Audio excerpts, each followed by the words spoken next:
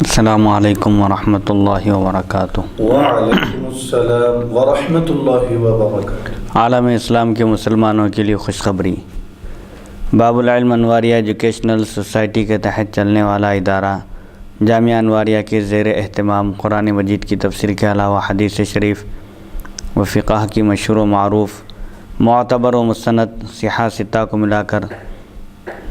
تقریباً 100 کتابوں کی ویڈیو ریکارڈنگ کا سلسلہ شروع کیا جا چکا ہے۔ اسی کی ایک کڑی جامع ترمذی شریف کا درس بھی ہے۔ فضائل حج و عمرہ، آج کی نشست جو حج کے بیان کی دوسری نشست ہے، اس میں حج اور عمرہ کے فضائل بیان کیے جائیں گے۔ صحیح بخاری اور صحیح مسلم میں حضرت ابو ہریرہ رضی اللہ عنہ سے روایت ہے، العمرۃ الی العمرۃ کفارۃ لما بینہما والحج المبرور لیس لہ جزاء الا الجنہ۔ ایک عمرہ دوسرے عمرے تک درمیان کے گناہوں کا کفارہ ہے، اور حج مبرور کا بدلہ تو صرف جنت ہے۔ حج مبرور حج مقبول کو کہتے ہیں، یعنی ایک عمرے سے دوسرے عمرے تک درمیان میں جو گناہ صغیرہ سرزد ہوتے ہیں بندے سے، ان گناہ صغیرہ کا کفارہ ہے عمرہ، اور جو حج مقبول ہو اس حج مقبول کی جزا تو صرف جنت ہے۔ اس کی علامت، حج کے مقبول ہونے کی علامت، حج کی قبولیت کی علامت یہ ہے کہ حاجی اپنے آپ کو گناہوں سے بچائے، محفوظ رکھے، اور اس کا حج محض اللہ تعالیٰ کے لیے ہو،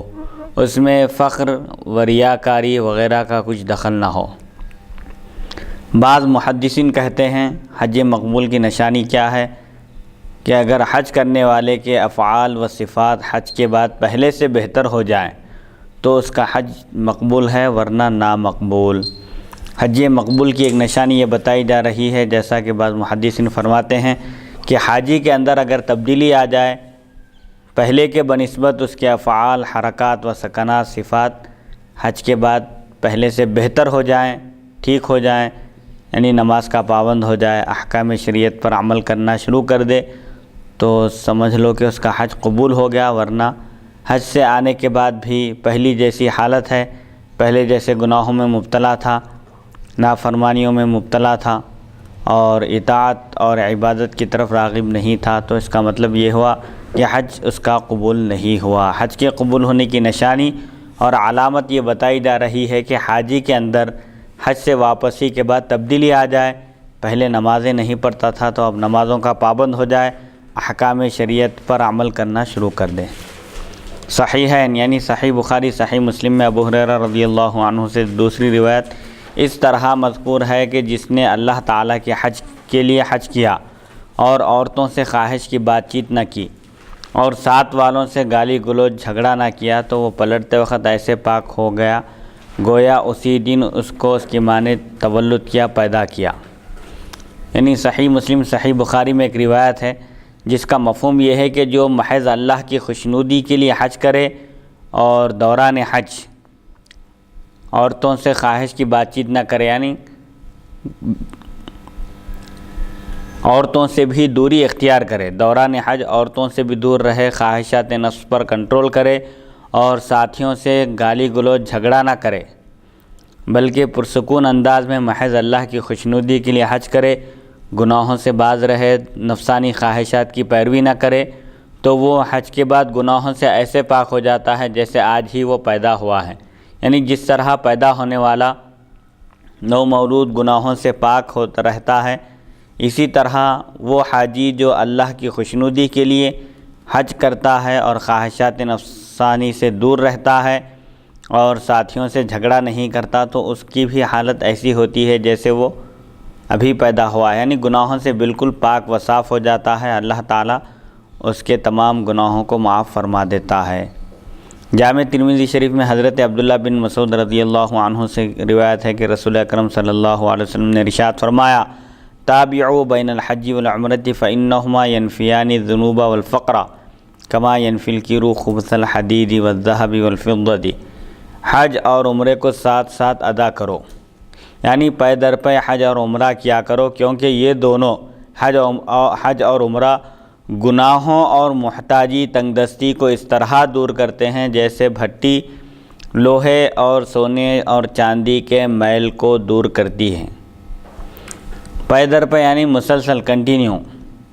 پے در پے حج اور عمرہ کیا کرو۔ جب بھی موقع ملے، اللہ تعالیٰ استطاعت دے، طاقت دے، مال و دولت سے نوازے تو اس وقت حج اور عمرہ کیا کرو، دونوں ایک ساتھ کیا کرو، عمرہ بھی کرو اور حج بھی کرو۔ یہ مسلسل پے در پے حج اور عمرہ کرو، اس کی برکت سے، حج اور عمرے کی برکت سے گناہ بھی معاف ہو جاتے ہیں،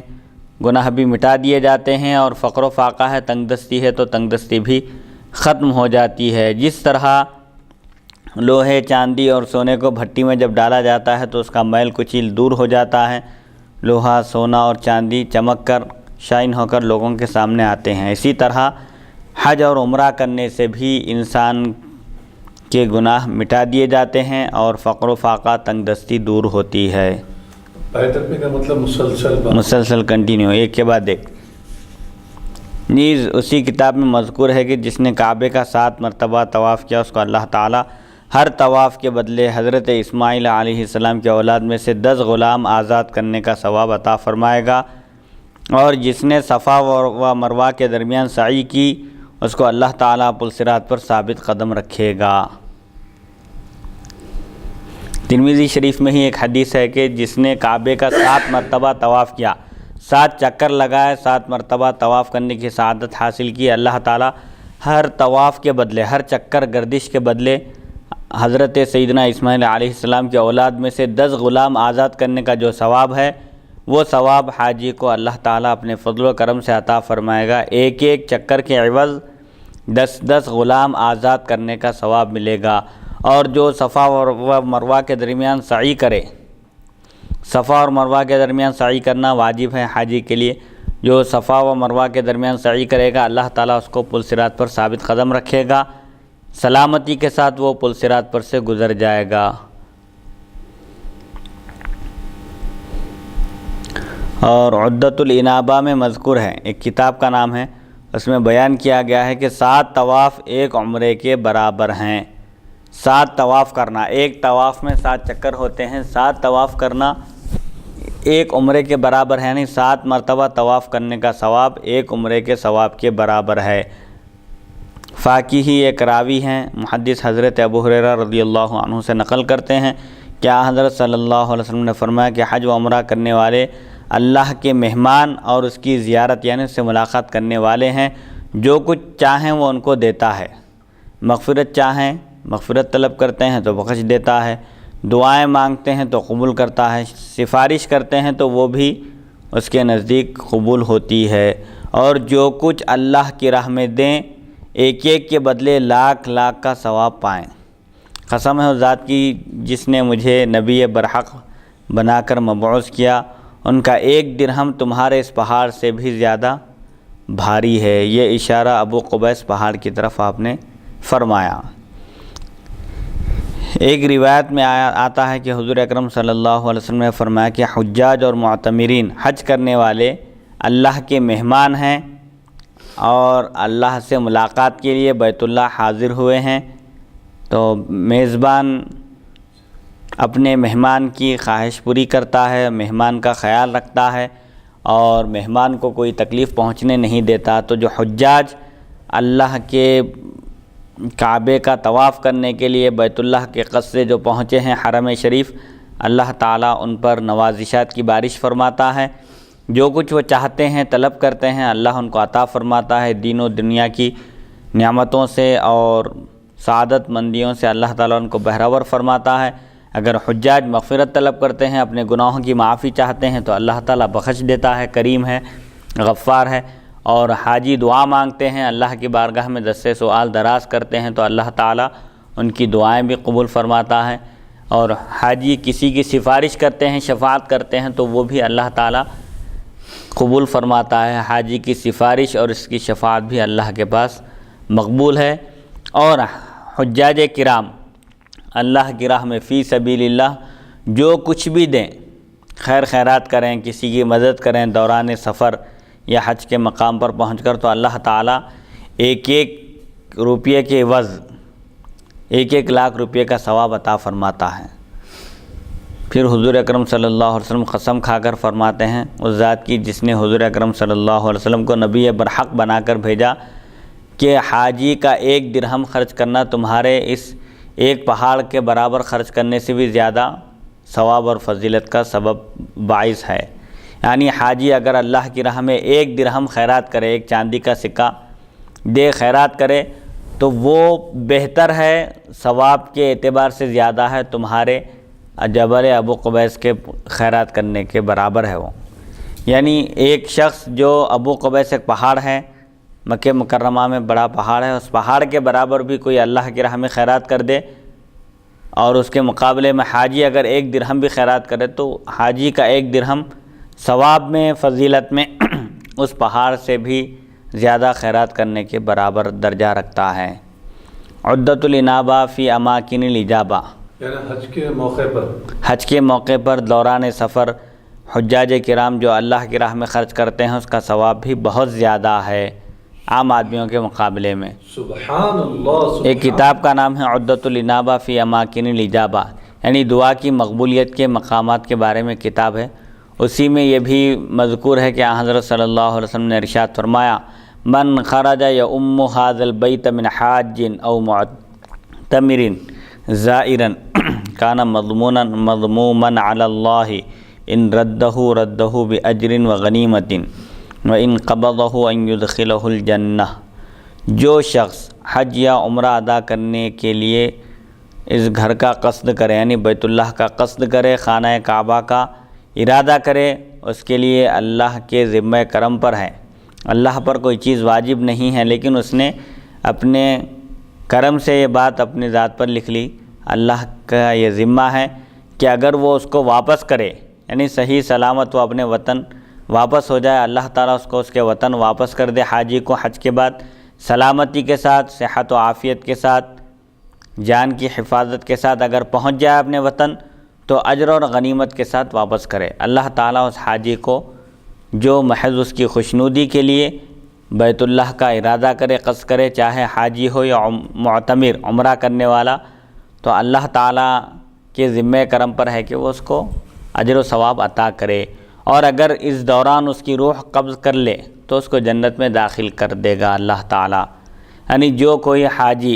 या उम्रा करने वाला महज अल्लाह की खुशनुदी के लिए खाना काबा का इरादा करता है और अल्लाह से मुलाकात के लिए खाना काबा को पहुंचता है, हज के इरादे से जाता है और सही व सलामत अपने वतन वापस लौटता है, तो उसको अजर व सवाब मिलेगा। अल्लाह ताला उसको अजर व सवाब अता फ़रमाएगा और उसका हज भी कबूल फ़रमाएगा। और अगर दौरान हज अगर उसका इंतकाल हो जाए तो वो जन्नती है, अल्लाह ताला उसको जन्नत में दाखिल करेगा, यह अल्लाह के ज़िम्मे करम है। अबुल फ़ज़ल किरमानी अपने मनसक में लिखते हैं, मनासिक हज के बारे में किताब है जिसके मुअल्लिफ़ अबुल फ़ज़ल किरमानी लिखते हैं कि हज़रत अनस रज़ियल्लाहु अन्हु से रिवायत है कि हुज़ूर सरवर आलम सल्लल्लाहु अलैहि वसल्लम ने इरशाद फरमाया कि जो शख्स मक्के की राह में आते या जाते मर जाए, हक़ ताला उसके पहले गुनाह बख्शता है, ना उसके हिसाब का दफ्तर खोला जाएगा और ना उसके आमाल तोले जाएंगे, और वो बिला हिसाब व किताब और बिला अज़ाब जन्नत में दाखिल होगा। जो शख्स दौरान सफ़र हज इंतकाल कर जाए, एक शख्स अपने वतन से हज के इरादे से निकला और मक्के के रास्ते में यानी दौरान सफ़र उसका इंतकाल हो जाए, चाहे हज को जाते वक्त या हज से वापसी के वक्त, तो उसके लिए खुशखबरी दी जा रही है कि अल्लाह ताला सबसे पहले उसके गुनाहों की मग़फ़िरत फरमाता है, उसके गुनाहों को बख्श देता है, और अब मज़ीद उस पर ये इनायतें होती है कि उसके हिसाब किताब का दफ्तर भी, उसका नामा आमाल भी नहीं खोला जाएगा, आमाल भी नहीं तोले जाएंगे, और बग़ैर किसी हिसाब और किताब के, बग़ैर किसी अज़ाब के उसको जन्नत में दाखिल कर दिया जाएगा। बहरहाल जहाँ भी गुनाहों की मग़फ़िरत का ज़िक्र आता है, कुरान पाक में अल्लाह ताला ने गुनाह कबीरा को बख्शने के लिए फ़रमाया कि इन तजतनिबु कबाइरा मा तुनहूना अन्हु नुकफ़िर अन्कुम सय्यिआतिकुम, यानी गुनाह सग़ीरा कब माफ़ होते हैं, जबकि गुनाह कबीरा से इज्तिनाब किया जाए, बचा जाए। गुनाह सग़ीरा نیک اعمال کرنے سے معاف ہو جاتے ہیں، البتہ گناہ کبیرہ کے لیے توبہ کرنا شرط ہے۔ اس کے باوجود اللہ کی مہربانی پر موقوف ہے کہ اگر وہ کسی کے چاہے تو گناہ کبیرہ بھی بغیر توبہ کے معاف کر دے، لیکن کوئی یہ نہیں بتا سکتا کہ اللہ تعالیٰ کس کے گناہ کبیرہ بغیر توبہ کے بھی معاف فرما دیتا ہے۔ شرک ایک ایسا گناہ ہے جس کی کوئی معافی نہیں ہے۔ اللہ تعالیٰ قرآن پاک میں فرماتا ہے اعوذ باللہ من الشیطان الرجیم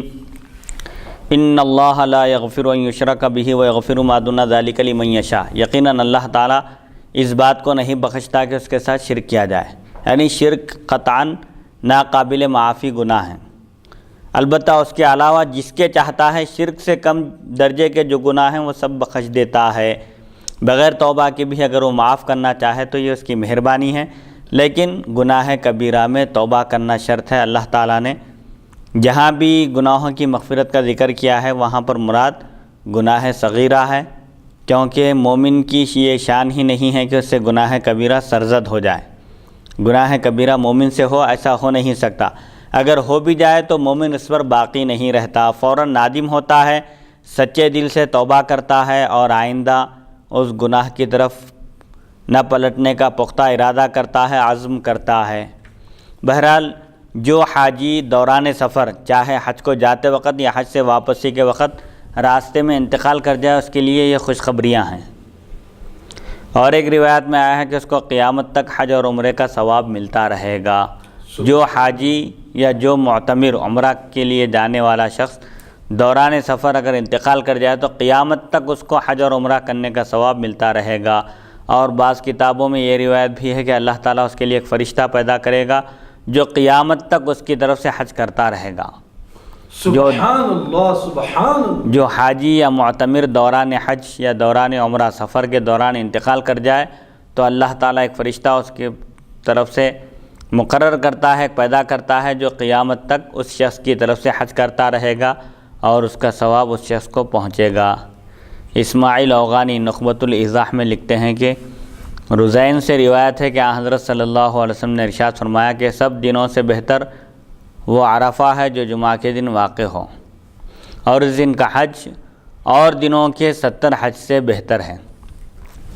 سب دنوں سے بہتر عرفہ کا دن، کون سا عرفہ کا دن؟ جو جمعہ کے دن واقع ہو، یعنی 9 ذی الحجہ جمعہ کو آ جائے تو یہ سب سے بہترین دن ہے، اور اس دن یعنی جمعہ کے دن اگر عرفہ آ جائے تو وہ حج اور دنوں کے 70 حج سے بھی افضل اور بہتر ہے۔ عرفہ میں ٹھہرنا یہ رکن اعظم ہے حج کا۔ وقوف عرفہ اگر ہو جائے تو حج مکمل ہو گیا، اگر کسی سے وقوف عرفہ نہ ہوا تو اس کا حج ادا نہیں ہوا، اس پر اس کی قضا لازم ہے۔ تو عرفہ کا دن اگر جمعہ کے دن آ جائے تو یہ بہت بڑی فضیلت کی چیز ہے، اور اس دن کا جو حج ہوگا وہ عام دنوں کے 70 حج سے افضل اور بہتر ہے۔ حضور اکرم صلی اللہ علیہ وسلم کا عرفہ حجۃ الوداع بھی جمعہ کے دن واقع ہوا تھا۔ آخری حج جو حضور اکرم صلی اللہ علیہ وسلم نے ادا کیا تھا اس کو حجۃ الوداع کہتے ہیں۔ اس وقت بھی عرفہ جمعہ کے دن آیا تھا، نہیں 9 ذی الحجہ جمعہ کو تھی، بلکہ اس دن یہود و نصارہ، مجوس اور مشرکین کی بھی عید تھی۔ اتفاق سے اسی دن یہود و نصارہ، مجوس یعنی آگ کی پرستش کرنے والے، عبادت کرنے والے، اور مشرکین کی بھی عید تھی۔ شاید اسی حدیث کے سبب لوگ اس حج کو جس کا عرفہ جمعہ کے دن واقع ہو حج اکبر کہتے ہیں۔ حج اکبر سے مراد بعض محدثین فرماتے ہیں حج ہے، اور حج اصغر سے مراد عمرہ ہے، اور بعض محدثین فرماتے ہیں کہ اگر عرفہ جمعہ کے دن آ جائے تو اس حج کو حج اکبر کہتے ہیں۔ فی الواقع اس حج کا بڑا ثواب ہے حقیقت میں، لیکن قرآن مجید میں حج اکبر سے یہ مراد نہیں ہے، بلکہ اس سے عین حج مراد ہے، اور اکبر کی قید حج اصغر سے بچنے کے لیے ہے، کیونکہ حج اصغر عمرے کو کہتے ہیں۔ قرآن مجید میں حج اکبر کا ذکر آیا تو حج اکبر سے کیا مراد ہے؟ حج مراد ہے، اور حج اصغر سے عمرہ مراد ہے۔ عمرہ اور حج میں تمییز کرنے کے لیے، امتیاز کرنے کے لیے حج اکبر اور حج اصغر کہا جاتا تھا۔ اور ایک بات یہ بھی بتائی گئی کہ عرفہ کا دن اگر جمعہ کے دن آ جائے 9 ذی الحجہ تو اس دن کو، اس حج کو حج اکبر کہتے ہیں۔ حاکم اور بیہقی سے روایت ہے، مستدرک میں اور سنن بیہقی میں روایت ہے کہ حضرت صلی اللہ علیہ وسلم فرماتے ہیں کہ سوار حاجی کے لیے اونٹنی کے ہر قدم پر 100 نیکیاں ہیں، اور پیدل چلنے والے حاجی کے لیے ہر قدم پر 700 نیکیاں ہیں جو حرم کی نیکیوں میں سے ہیں۔ لوگوں نے پوچھا یا رسول اللہ حرم کی نیکیاں کیا ہیں؟ فرمایا ہر نیکی 1,00,000 نیکی کے برابر ہے۔ سبحان، یعنی مکے میں ایک نیکی 1,00,000 نیکی کے برابر ہے، ایک رکعت 1,00,000 رکعت کے برابر، ایک نفل روزہ 1,00,000 نفل روزے کے برابر، اور 1 درہم اللہ کی راہ میں دینا 1,00,000 درہم دینے کے برابر ہے۔ یہ بھی آیا ہے روایت میں کہ جو حاجی سواری پر سوار ہو کر جائے، اونٹنی پر سوار ہو کر جائے یا گھوڑے پر یا جس قسم کی بھی سواری پر، تو ہر قدم پر 100 نیکیاں ہیں، ایک ایک قدم پر 100 نیکیاں ہیں، جتنے قدم ہوں گے اس حساب سے اتنی نیکیاں ہوں گی۔ اور جو حاجی حج کے لیے پیدل جائے، پیدل چل کر جائے تو ہر قدم پر 700 نیکی، اونٹنی پر سوار ہو کر جائے تو ہر قدم پر 100 نیکیاں، اور پیدل جائے تو ہر قدم پر 700 نیکیاں، اور وہ بھی کون سی؟ جو حرم کی نیکیاں ہیں۔ سبحان اللہ، سبحان، حرم کی ایک نیکی 1,00,000 نیکی کے برابر۔ اب یہ 700 نیکیاں ہوئے تو کتنے ہوں گے؟ اس سے اس کی فضیلت کا اور ثواب کا اندازہ کیا جا سکتا ہے۔ 700 نیکیاں، وہ بھی حرم کی نیکیاں۔ تو لوگوں نے پوچھا حرم کی نیکیاں کیا ہے، اس سے کیا مراد ہے؟ تو حضور صلی اللہ علیہ وسلم نے ارشاد فرمایا حرم شریف کی ایک نیکی کا ثواب 1,00,000 نیکی کے برابر ہے۔ کوئی اگر ایک روزہ رکھے گا حرم شریف میں تو 1,00,000 روزوں کے برابر ثواب ملے گا، ایک رکعت پڑھے گا تو 1,00,000 رکعتوں کے برابر ثواب ملے گا، ایک نماز پڑھے گا تو 1,00,000 نمازوں کے برابر ثواب اس کو اللہ تعالیٰ عطا فرمائے گا۔ اور اللہ کی راہ میں حرم شریف میں اگر 1 درہم اللہ کی راہ میں دے گا تو 1,00,000 درہم دینے کے برابر اس کو ثواب عطا کیا جائے گا۔ ایک معتبر حدیث میں وارد ہے کہ حضور اکرم صلی اللہ علیہ وسلم نے ارشاد فرمایا من اعتمر فی شہر رمضان عمرۃ فکأنما حج معی حجۃ، جس نے ماہ رمضان میں عمرہ کیا گویا اس نے میرے ساتھ ایک حج کرنے کی سعادت حاصل کی۔ رمضان المبارک میں عمرہ کرنا گویا رسول اکرم صلی اللہ علیہ وسلم کی رفاقت اور آپ کی معیت میں حج کرنے کے برابر ہے۔ سنن ابن ماجہ میں عباس بن مرداد سے روایت ہے کہ سرور عالم صلی اللہ علیہ وسلم نے عرفہ کے آخر روز عرفات پر حاجیان امت کے گناہ معاف ہونے کے لیے دعا کی تو حکم ہوا کہ میں نے حقوق العباد کے سوا ہر ایک گناہ بخش دیا۔ حضرت صلی اللہ علیہ وسلم نے عرض کیا کہ اگر تو چاہے تو مظلوم کو جنت دے اور ظالم کو بخش دے۔ اس کا کچھ جواب نہ ملا۔ جب مزدلفہ میں آ کر صبح کو پھر دعا کی تو قبول ہو گئی۔ حضرت صلی اللہ علیہ وسلم مسکرانے لگے۔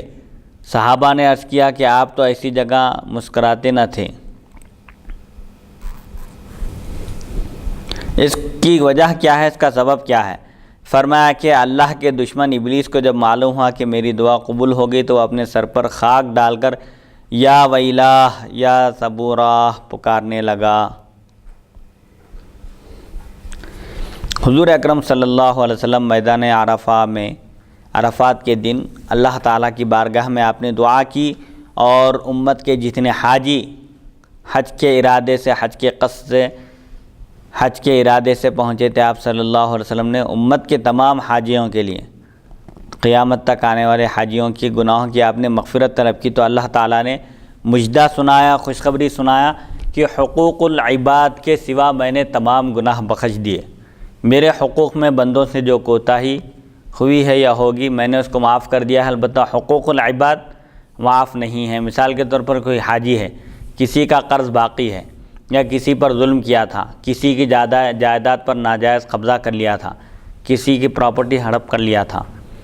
یا کسی یتیم کا مال کھا لیا تھا، جتنے بھی گناہ ہیں جن کا تعلق بندوں سے ہے، بندوں پر ظلم کیا تھا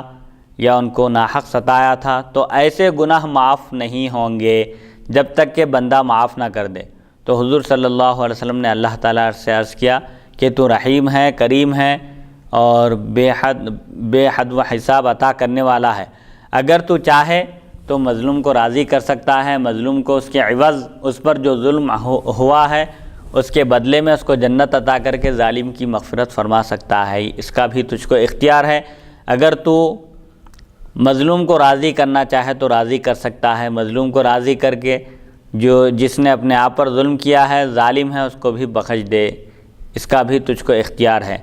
تو اللہ تعالیٰ نے اس کا جواب نہیں دیا۔ حضور صلی اللہ علیہ وسلم پھر جب مزدلفہ پہنچے تو وہاں پر آپ کی دعا قبول ہوئی۔ پھر دعا کی آپ نے اللہ کی بارگاہ میں اور عرض کیا کہ تو مظلوم کو راضی کر دے اور ظالم کی مغفرت فرما دے۔ جو حاجی حج کے لیے حاضر ہوئے ہیں یا قیامت تک آئیں گے، حقوق اللہ کے علاوہ حقوق العباد بھی تو معاف کر سکتا ہے، بندے کو راضی کر کے، مظلوم کو راضی کر کے ظالم کی مغفرت فرما سکتا ہے، بخش دے سکتا ہے۔ مزدلفہ میں جب پہنچے پھر دعا کیے تو دعا قبول ہو گئی۔ حضور صلی اللہ علیہ وسلم دعا کے قبول ہونے پر مسکرانے لگے۔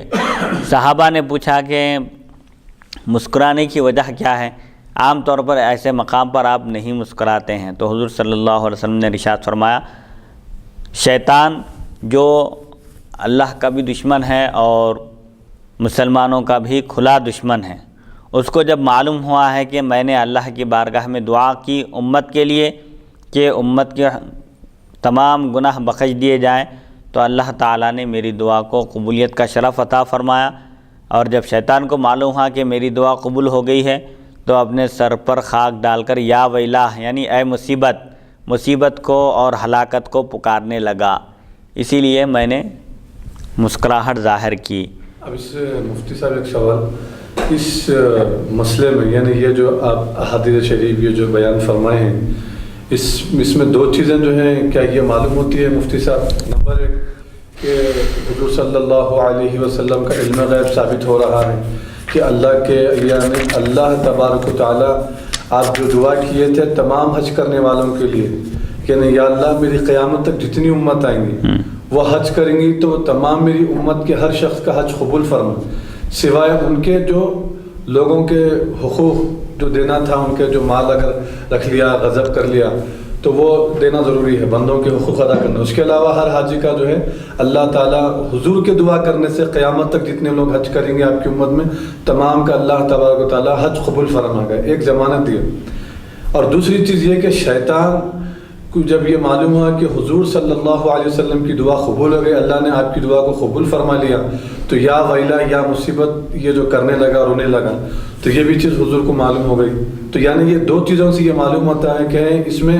حضور صلی اللہ علیہ وسلم کا علم غیب ثابت ہو رہا ہے۔ کیا یہ صحیح ہے مفتی صاحب؟ جی، اس مسئلے میں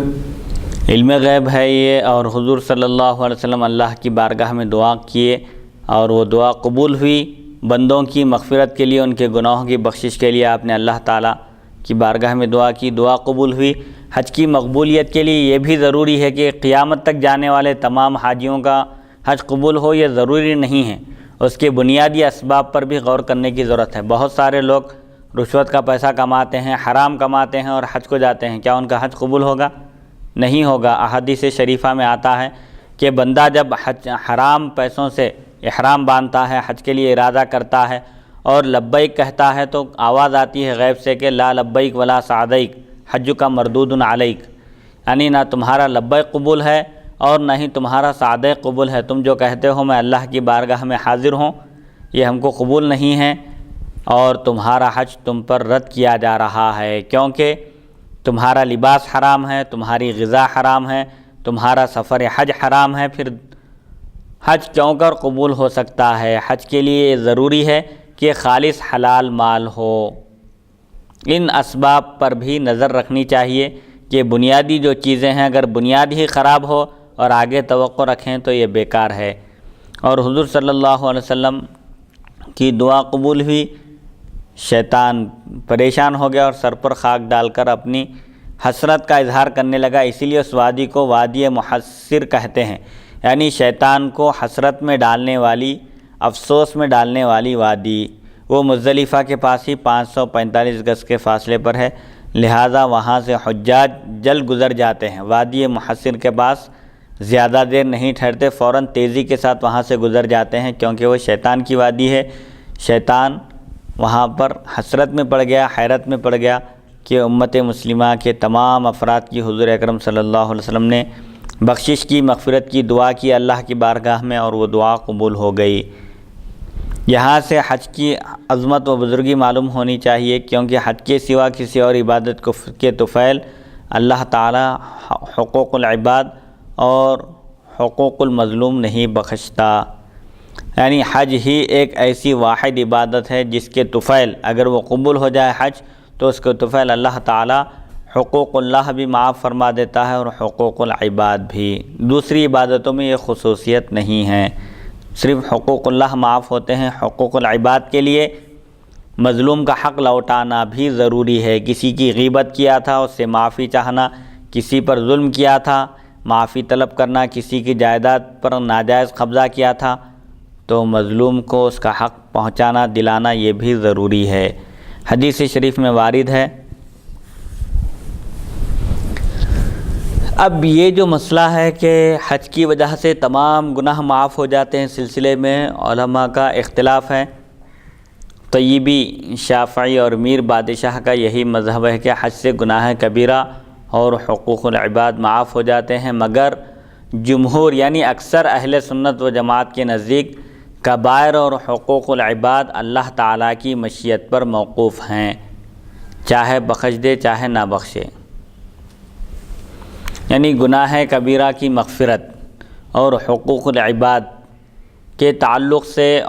اکثر علماء اہل سنت و جماعت یہ فرماتے ہیں کہ یہ اللہ تعالیٰ کی مرضی اور اس کے منشاء اور مشیت پر موقوف ہے۔ اگر اللہ تعالیٰ بخشنا چاہے تو کوئی رکاوٹ نہیں ہے، وہ بخشنا چاہے تو بخش سکتا ہے، اگر نہ بخشنا چاہے تو نہیں بخشے گا۔ بہرحال عام طور پر اس میں قاعدہ یہ ہے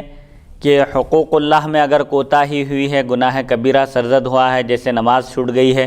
صرف توبہ کرنے سے یہ گناہ معاف نہیں ہوگا بلکہ اس کی قضا کرنا بھی لازم ہے۔ رمضان شریف کے روزے جو فرض ہیں ہر فرد پر فرض ہے، بلا عذر شرعی اگر کسی سے چھوٹ گئے تھے، صرف توبہ کرنے سے یہ گناہ معاف نہیں ہوگا بلکہ روزوں کی قضا بھی لازم ہے۔ ایسے ہی زکوٰۃ دینا تھا، ایک زمانے تک زکوٰۃ نہیں دیا، بعد میں خیال آیا، توفیق ہوئی، پھر زکوٰۃ جب تک نہ دے اس وقت تک اسے یہ گناہ معاف نہیں ہوگا۔ صرف توبہ کرنے سے کام نہیں چلے گا بلکہ اس کی قضا بھی لازم ہے۔ حقوق العباد میں بھی صرف توبہ کرنے سے اس کے گناہ معاف نہیں ہوں گے بلکہ مظلوم تک اس کے حق کو لوٹانا بھی لازم ہے۔ حدیث شریف میں آتا ہے اعظم الناس ذنبا من وقف بعرفۃ فظن ان اللہ لم یغفر له۔ سب سے بڑا گناہگار وہ شخص ہے جو عرفہ کے دن عرفات کے میدان میں ٹھہرے اور یہ خیال کرے، یہ سمجھے کہ اللہ تعالیٰ نے اس کی مغفرت نہیں فرمائی، وہ سب سے بڑا گناہگار ہے۔ میدان عرفہ میں کھڑے ہو کر یقین کے ساتھ اللہ کی بارگاہ میں دعا کرنا چاہیے، یقین ہے کہ اللہ تعالیٰ ضرور اس کی مغفرت فرمائے گا۔ جو شخص میدان عرفہ میں ٹھہرے اللہ تعالیٰ سے دعا کرے، اس کے باوجود یہ سمجھے، یہ خیال کرے کہ اللہ نے اس کی مغفرت نہیں کی ہے، تو اس سے بڑھ کر کوئی اور گناہگار نہیں ہے۔ میدان عرفہ میں دعا کی مقبولیت ہے، دعا یقیناً قبول ہوتی ہے، وہاں مغفرت کی دعا کرے، گناہوں سے پاک ہونے کی دعا کرے اور یقین کرے کہ اللہ تعالیٰ ضرور اس کے گناہوں کو معاف فرمائے گا۔ امام حسن بصری رحمۃ اللہ علیہ اپنے رسالے میں لکھتے ہیں کہ صحف آدم علیہ السلام میں حق تعالیٰ فرماتا ہے کہ حج کے دن 8 لاکھ حاجی آتے ہیں، اگر کم ہوتے ہیں تو فرشتوں کو بھیج کر 8 لاکھ پورے کر دیتا ہوں، اور 70,000 فرشتے ہر روز کعبے کے طواف کے واسطے بھیجتا ہوں۔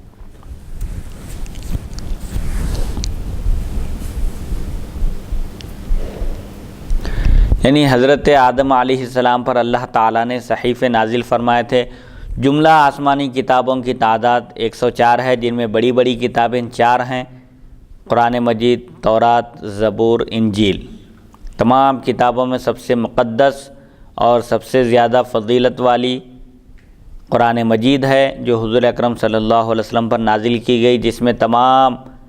علوم کا خلاصہ ہے، اور وہ کتاب تمام کتابوں کا خلاصہ بیان کرتی ہے۔ قرآن مجید میں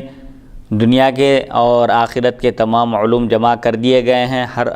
رتب و یابس کا بیان قرآن مجید میں موجود ہے۔ اللہ تعالیٰ نے ہر چیز کا واضح بیان نازل فرمایا۔ جس طرح اللہ تعالیٰ نے انبیاء پر کتابیں نازل فرمائیں، ایسے ہی حضرت آدم علیہ السلام، حضرت ابراہیم اور مختلف انبیاء پر اللہ تعالیٰ نے صحیفے نازل فرمائے، جن کی تعداد جملہ 100 ہے صحیفوں کی، اور بڑی بڑی کتابیں 4 ہیں، قرآن مجید، تورات، زبور، انجیل۔ ان کے علاوہ بھی اللہ نے بعض انبیاء پر ان کی قوموں کی ضرورت کے لحاظ سے صحیفے نازل فرمائے، جس میں احکام بیان کیے گئے اور بندوں کو کیا کرنا چاہیے اور کن کاموں سے باز رہنا چاہیے ان کا بیان ہے۔ تو اسی صحیفے میں جو حضرت آدم علیہ السلام پر نازل کیے گئے تھے یہ بھی بات لکھی ہوئی ہے کہ حج کے دن 8 لاکھ حاجی آتے ہیں۔ اگر 8 لاکھ کی تعداد نہیں ہوتی ہے، اس سے کم ہوتی ہے، تو اللہ تعالیٰ فرشتوں کے ذریعے 8 لاکھ کی تعداد کو مکمل کرتا ہے۔ اس طرح ہر سال 8 لاکھ حجاج کرام حج بیت اللہ کی سعادت حاصل کرتے ہیں، اور 70,000 فرشتے روزانہ کعبۃ اللہ شریف کے طواف کے واسطے اللہ تعالیٰ روانہ فرماتا ہے۔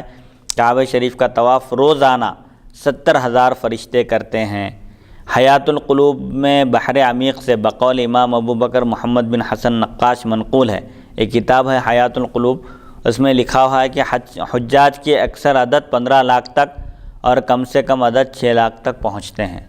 ایک کتاب میں لکھا ہوا ہے کہ ہر سال زیادہ سے زیادہ 15 لاکھ کی تعداد ہوتی ہے حجاج کرام کی، کم سے کم 6 لاکھ حاجی ہوتے ہیں۔ اور امام غزالی احیاء العلوم میں لکھتے ہیں حضور اکرم صلی اللہ علیہ وسلم کے بقول کے 6 لاکھ تعداد حاجیوں کی ہر سال ہوتی ہے۔ اگر اس سے کم ہو تو اللہ تعالیٰ فرشتوں کو بھیج کر 6 لاکھ کی تعداد مکمل فرماتا ہے۔ تفاسیر میں لکھا ہوا ہے کہ سارے انبیاء نے پیدل حج کیا، اور حضرت آدم علیہ السلام نے سراندیپ سے پیدل چل کر 40 حج کیے۔ کہتے ہیں کہ جب حضرت آدم علیہ السلام حج کو چلے، فرشتوں نے کہا یا آدم بر حجک فإنا حججنا قبلک بألف عام، اے آدم علیہ السلام اچھی طرح حج کیجئے، اور البتہ ہم نے آپ سے 2000 سال پہلے حج کی سعادت حاصل کی۔ تقریباً انبیاء نے کعبۃ اللہ شریف کا رخ کیا، پیدل چل کر وہ کعبے کو پہنچے اور حج بیت اللہ کی سعادت حاصل کی۔ حضرت سیدنا آدم علیہ السلام بھی سراندیپ ایک مقام کا نام ہے، ہندوستان ہی میں واقع ہے، سری لنکا کے قریب کچھ، اس مقام سے پیدل چل کر آپ نے 40 مرتبہ حج بیت اللہ کی سعادت حاصل کی۔ یہ بھی کہا جاتا ہے کہ جب حضرت آدم علیہ السلام حج کے ارادے سے نکلے تھے، فرشتوں نے عرض کیا کہ آپ حج کا اہتمام اچھی طرح سے کریے، تمام مناسک کو ادا کیجیے اور وہاں کے حقوق کا لحاظ رکھیے، خیال کیجیے، کیونکہ ہم نے بھی 2000 سال پہلے، آپ سے 2000 سال پہلے اس مقدس مقام کی قصد کی سعادت حاصل کی، حج بیت اللہ کی سعادت ہم کو بھی نصیب ہوئی ہے۔ سفر حج اور وطن سے رخصت ہونے کا بیان۔ عام طور پر پہلے زمانے میں لوگ سمندری جہاز سے سفر کرتے تھے، اونٹوں پر سفر کرتے تھے، قافلے کی شکل میں نکلتے تھے، پیدل بھی جاتے تھے، لیکن اب موجودہ زمانے میں تیز رفتار سواریوں کی سہولت ہے، بذریعہ پلین طیارہ لوگ حج کو پہنچتے ہیں۔ پہلے زمانے میں جب لوگ حج کو جاتے تھے تو 3 6 مہینے لگ جاتے تھے واپس ہونے تک،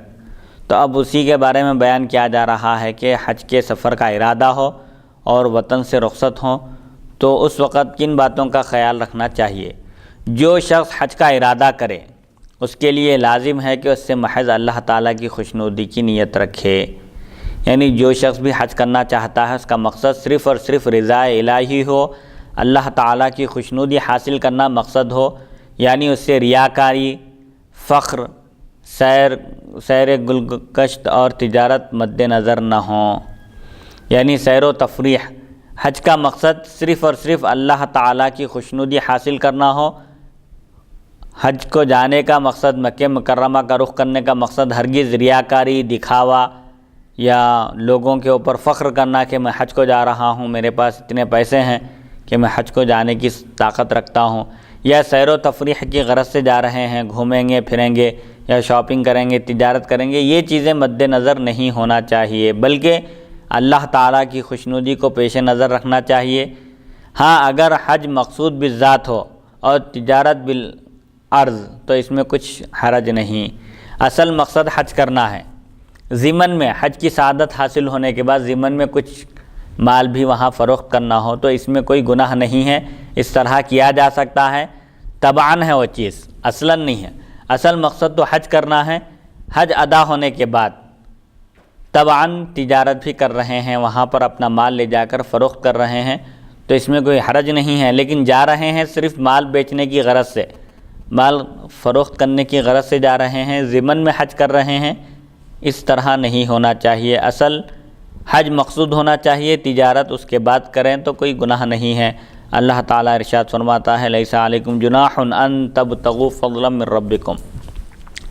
تم پر کوئی گناہ نہیں ہے کہ تم اپنے رب کے فضل کو طلب کرو۔ اس آیت کا شان نزول یہ بیان کیا جاتا ہے کہ اسلام سے پہلے ایام حج میں لوگ بازار عکاظ و مجنہ و ذو المجاز میں خرید و فروخت کیا کرتے تھے۔ اس آیت کا شان نزول یہ ہے کہ اسلام کی آمد سے پہلے، اسلام کی دعوت و تبلیغ سے پہلے لوگ حج کے دنوں میں مکے کے مشہور بازار ہیں، ایک بازار کا نام عکاظ ہے، ایک مجنہ ہے، ذو المجاز ہے، ان بازاروں میں خرید و فروخت کیا کرتے تھے اور یہی ان کا ذریعہ معاش تھا۔ جب اسلام کی آمد ہوئی، اسلام کی دعوت و تبلیغ کا کام شروع ہوا تو مسلمانوں نے ایسی تجارت میں تعامل کیا، یعنی اسلام کی آمد سے پہلے بھی لوگ حج کے دنوں میں مکے کے بازاروں میں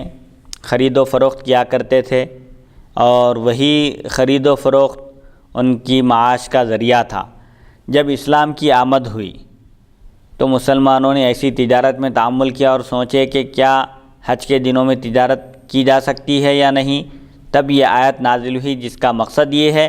کہ حج کے ساتھ اگر تجارتی نفع بھی تلاش کرو تو کچھ گناہ نہیں۔ اصل مقصد حج ہونا چاہیے، تجارت اس کے ضمن میں اگر کی جائے تو اس میں کوئی گناہ نہیں، کوئی مضائقہ نہیں، کوئی حرج نہیں۔ نیز طالب حج کو چاہیے کہ سب گناہوں سے خالص توبہ کرے۔ جو حج کو جانے کا ارادہ کرے، حج کی تیاری کرے تو اس کو چاہیے کہ سب سے پہلے اپنے گناہوں سے خالص توبہ کرے، اپنے گناہوں پر ندامت کا اظہار کرے اور پختہ ارادہ کرے کہ آئندہ کبھی وہ اس طرح کا گناہ نہیں کرے گا، اور جہاں تک ہو سکے حقوق العباد کو معاف کرا لے اور قرضوں اور امانتوں کو ادا کرے اور دشمنوں کو راضی کرے، کیونکہ توبہ کا قبول ہونا اسی پر موقوف ہے۔ حقوق اللہ میں کوتاہی ہوئی ہے، نمازیں چھوٹ گئی تھی، روزے چھوٹ گئے تھے فرض، تو توبہ کرنے کے ساتھ نمازوں کی قضا، روزوں کی قضا لازم ہے۔ اسی طرح حقوق العباد میں اسے کوتاہی ہوئی تھی، بندوں سے معافی طلب کرے، کسی پر ظلم کیا تھا معافی چاہے، غیبت کی تھی کسی کی اس سے معافی طلب کرے، کسی سے قرض لیا تھا ادا نہیں کیا تو قرضوں کو ادا کر دے، کسی کی امانت اس کے پاس رکھی ہوئی ہے تو امانت ادا کرے، دشمن بنا لیا تھا کسی کو تو اس کو راضی کرے، معافی چاہے، ناحق کسی پر ظلم کیا تھا، کسی کو ستایا تھا تو اس سے معافی طلب کر لے، کیونکہ حقوق العباد میں بندوں سے معافی طلب کرنا، ان کے حقوق ان تک پہنچانا بھی توبہ کا ایک حصہ ہے اور توبہ کی قبولیت اسی پر موقوف ہے۔ چنانچہ حضور صلی اللہ علیہ وسلم نے ارشاد فرمایا لا يقبل اللہ توبۃ عبد حتى يرضي الخصماء وإذا رضي خصماؤه رضی اللہ ويقبل اللہ توبته وصومه وصلاته ودرهم واحد يرد في الخصماء خیر له من عبادة ألف سنة۔ اللہ تعالیٰ اپنے بندے کی توبہ اسی وقت قبول کرتا ہے جب کہ وہ اپنے دشمنوں کو راضی کر لے، پس جب اس سے اس کے دشمن راضی ہوتے ہیں تو اللہ تعالیٰ بھی راضی ہوتا ہے اور اس کی توبہ اور نماز و روزہ قبول کرتا ہے، اور دشمنوں میں 1 درہم کا دینا 1000 سال کی عبادت سے بہتر ہے۔ حج کو جانے سے پہلے حج کا ارادہ کرنے والے کے لیے لازم ہے کہ وہ اپنے دشمنوں کو راضی کرے، مظلوموں تک ان کا حق پہنچائے، کسی پر ظلم کیا تھا توبہ کرنے کے علاوہ اس سے معافی طلب کرے، اور جو حقوق اس کے ذمے ہیں، لوگوں کی امانتیں ہیں، لوگوں کا قرض باقی ہے تو قرض ادا کرے، امانتیں جن کی امانتیں رکھی ہوئی ہیں ان تک امانتوں کو پہنچا دے، اور اپنے خصما کو، دشمنوں کو راضی کر لے، خوش کرے، ان سے معافی طلب کرے اور ان کا دل خوش کرے، تو اللہ تعالیٰ بھی اس حاجی سے خوش ہوتا ہے، اس کی توبہ قبول کرتا ہے، توبہ بھی قبول ہوتی ہے اس کی، روزہ بھی قبول ہوتا ہے، نماز بھی قبول ہوتی ہے، اور 1 درہم جو خصما کو یعنی دشمنوں کو راضی کرنے کے لیے دیا جاتا ہے وہ 1000 سال کی عبادت سے بھی بہتر ہے۔ لیکن مفتی صاحب دشمن سے مراد کون ہے وہ؟ دشمن سے مراد مظلوم جس پر اس نے ناحق ظلم کیا تھا۔ ظلم کی کئی شکلیں ہوتی ہیں، کسی کی جائیداد پر ناجائز قبضہ کیا، یا کسی کا مال ہڑپ کر لیا، کسی کا قرضہ لے کر اس کو پھرا رہا ہے، ٹال مٹول سے کام لے رہا ہے، یا یتیموں کے مال پر قابض ہیں، تو ایسے شخص کو ظالم کہتے ہیں، اور دشمن سے مراد مظلوم ہے، چاہے وہ اس کا رشتہ دار ہو یا غیر ہو۔ بہرحال ان کو راضی کرنا، خوش کرنا لازم ہے، اور وہ توبہ کا ایک حصہ ہے، بلکہ توبہ کی قبولیت مظلوم کے راضی ہونے پر ہی موقوف ہے۔ جب تک جس کی حق تلفی کی گئی ہے وہ راضی نہ ہو، اس وقت تک توبہ قبول نہیں ہوتی۔ اور یہ بھی لازم ہے کہ اہل و عیال کا اور جن کا نفقہ اس پر واجب ہے اپنی واپسی تک کا انتظام کر دے۔ جو حج کو جانے کا ارادہ کرے اس پر یہ بھی لازم ہے کہ حج کو جا کر واپس آنے تک جتنے دن بھی ہوں گے اتنے دن کا راشن پانی، خورد و نوش کی اشیاء وغیرہ اس کا انتظام کر دے۔ بیوی بچوں کا نفقہ واجب ہے، اور خاندان میں جن لوگوں کی پرورش یا جن لوگوں کا خیال رکھنا اس پر واجب ہے، جیسے والدین ہیں، تو ان کے بھی نان نفقے کا انتظام کرے، آنے تک کی سہولت فراہم کر کے جائے، اور ہرگز ان لوگوں سے بے خبر نہ ہو۔ ایسا نہ ہو کہ حج کو جا رہے ہیں اور گھر میں فاقے کی نوبت آ جائے، کھانے پینے کے لیے کچھ بھی نہیں ہے، اہل و عیال کو، فیملی کو، والدین کو بے سر و سامانی کی حالت میں چھوڑ کر جا رہے ہیں، یہ قطعاً جائز نہیں ہے۔ حج کی ایک شرط یہ بھی ہے کہ حج کو جا کر آنے تک جن لوگوں کی ذمہ داری ہے، نان نفقہ جن کا واجب ہے، ان کا انتظام کر کے جائیں، کیونکہ حضور صلی اللہ علیہ وسلم نے ارشاد فرمایا، کفا بالمرء اثما ان یضیع اہلہ، آدمی کے گناہگار ہونے کے لیے یہی کافی ہے، یہی بس ہے کہ وہ اپنے اہل و عیال سے بے خبر ہو۔ جو آدمی اپنے اہل و عیال سے بے خبر ہو، جو اس کے زیر کفالت ہیں، جن کا نان نفقہ اس پر واجب ہے، ان سے بے خبری یہ گناہگار ہونے کے لیے کافی ہے۔ یعنی جو آدمی اپنے اہل و عیال کی کفالت نہیں کرتا، ان کا خیال نہیں کرتا، وہ گناہگار ہے۔ اللہ کی بارگاہ میں اس کی گرفت ہوگی، پوچھ ہوگی، اس سے قیامت کے دن اس سے پوچھا جائے گا کہ جو تمہارے زیر کفالت تھے، جو تمہارے زیر پرورش تھے، تم نے ان کا خیال کیوں نہیں رکھا۔ اس حدیث سے بھی یہ معلوم ہوتا ہے کہ حاجی کے لیے یہ لازم ہے کہ وہ حج کو جانے سے پہلے جا کر آنے تک کی جو ذمہ داری ہے اس کی نان نفقے کی، ان تمام کا انتظام کر کے جائے۔ اپنے والدین کو اور نیز جس کی اطاعت و نفقہ اس پر واجب ہے ان کو راضی کرنا چاہیے۔ حج کو جانے سے پہلے، عمرے کو جانے سے پہلے والدین کو بھی راضی کرنا چاہیے، اور جس کی اطاعت یعنی اساتذہ ہیں، مرشد ہیں، اور جن کا نان نفقہ اس پر واجب ہے یعنی بیوی بچے ہیں، تو ان کو بھی راضی کرنا چاہیے۔ سب کو ناراض کر کے حج کو جانا، عمرے کو جانا یہ مناسب نہیں ہے۔ ایک سوال کہ اللہ کے رسول صلی اللہ علیہ وسلم ارشاد فرماتے ہیں کہ اللہ کی نافرمانی میں کسی کی اطاعت مت کرو۔ اطاعت تو صرف نیکی کے کاموں میں ہے۔ ایک بات ظاہری اعتبار سے، نعوذ باللہ میرا مقصد ہرگز گستاخی اور بے ادبی کا نہیں ہے، ظاہری اعتبار سے جو ہے والدین کی کفالت اور بیوی بچوں کی کفالت جو شخص حج کرنے کا ارادہ رکھتا ہو تو اس پر یہ واجب ہے کہ وہ حج کر کے آنے تک جو ان کی ذمہ داری، ان کے اخراجات وغیرہ جو ہے پورا جو ہے اٹھانا ضروری ہے، لازم ہے، اس کے اوپر واجب ہے، جا کے آنے تک پورا انتظام کرنا ضروری ہے، ان کی اجازت لینا ضروری ہے۔ لیکن اساتذہ اور پیر و مرشد کی اجازت لینے کے سلسلے میں جو بات یہاں پر بتائی جا رہی ہے، اس میں کیا حکمت ہے؟ جبکہ اساتذہ اور جو پیر و مرشد وغیرہ ہیں ان کا مطلب ان کو کھلانا پلانا، یہاں صرف راضی کرنے کی بات ہے، اجازت کی ضرورت نہیں ہے اساتذہ کی، مرشد کی۔ نہ ہو تب بھی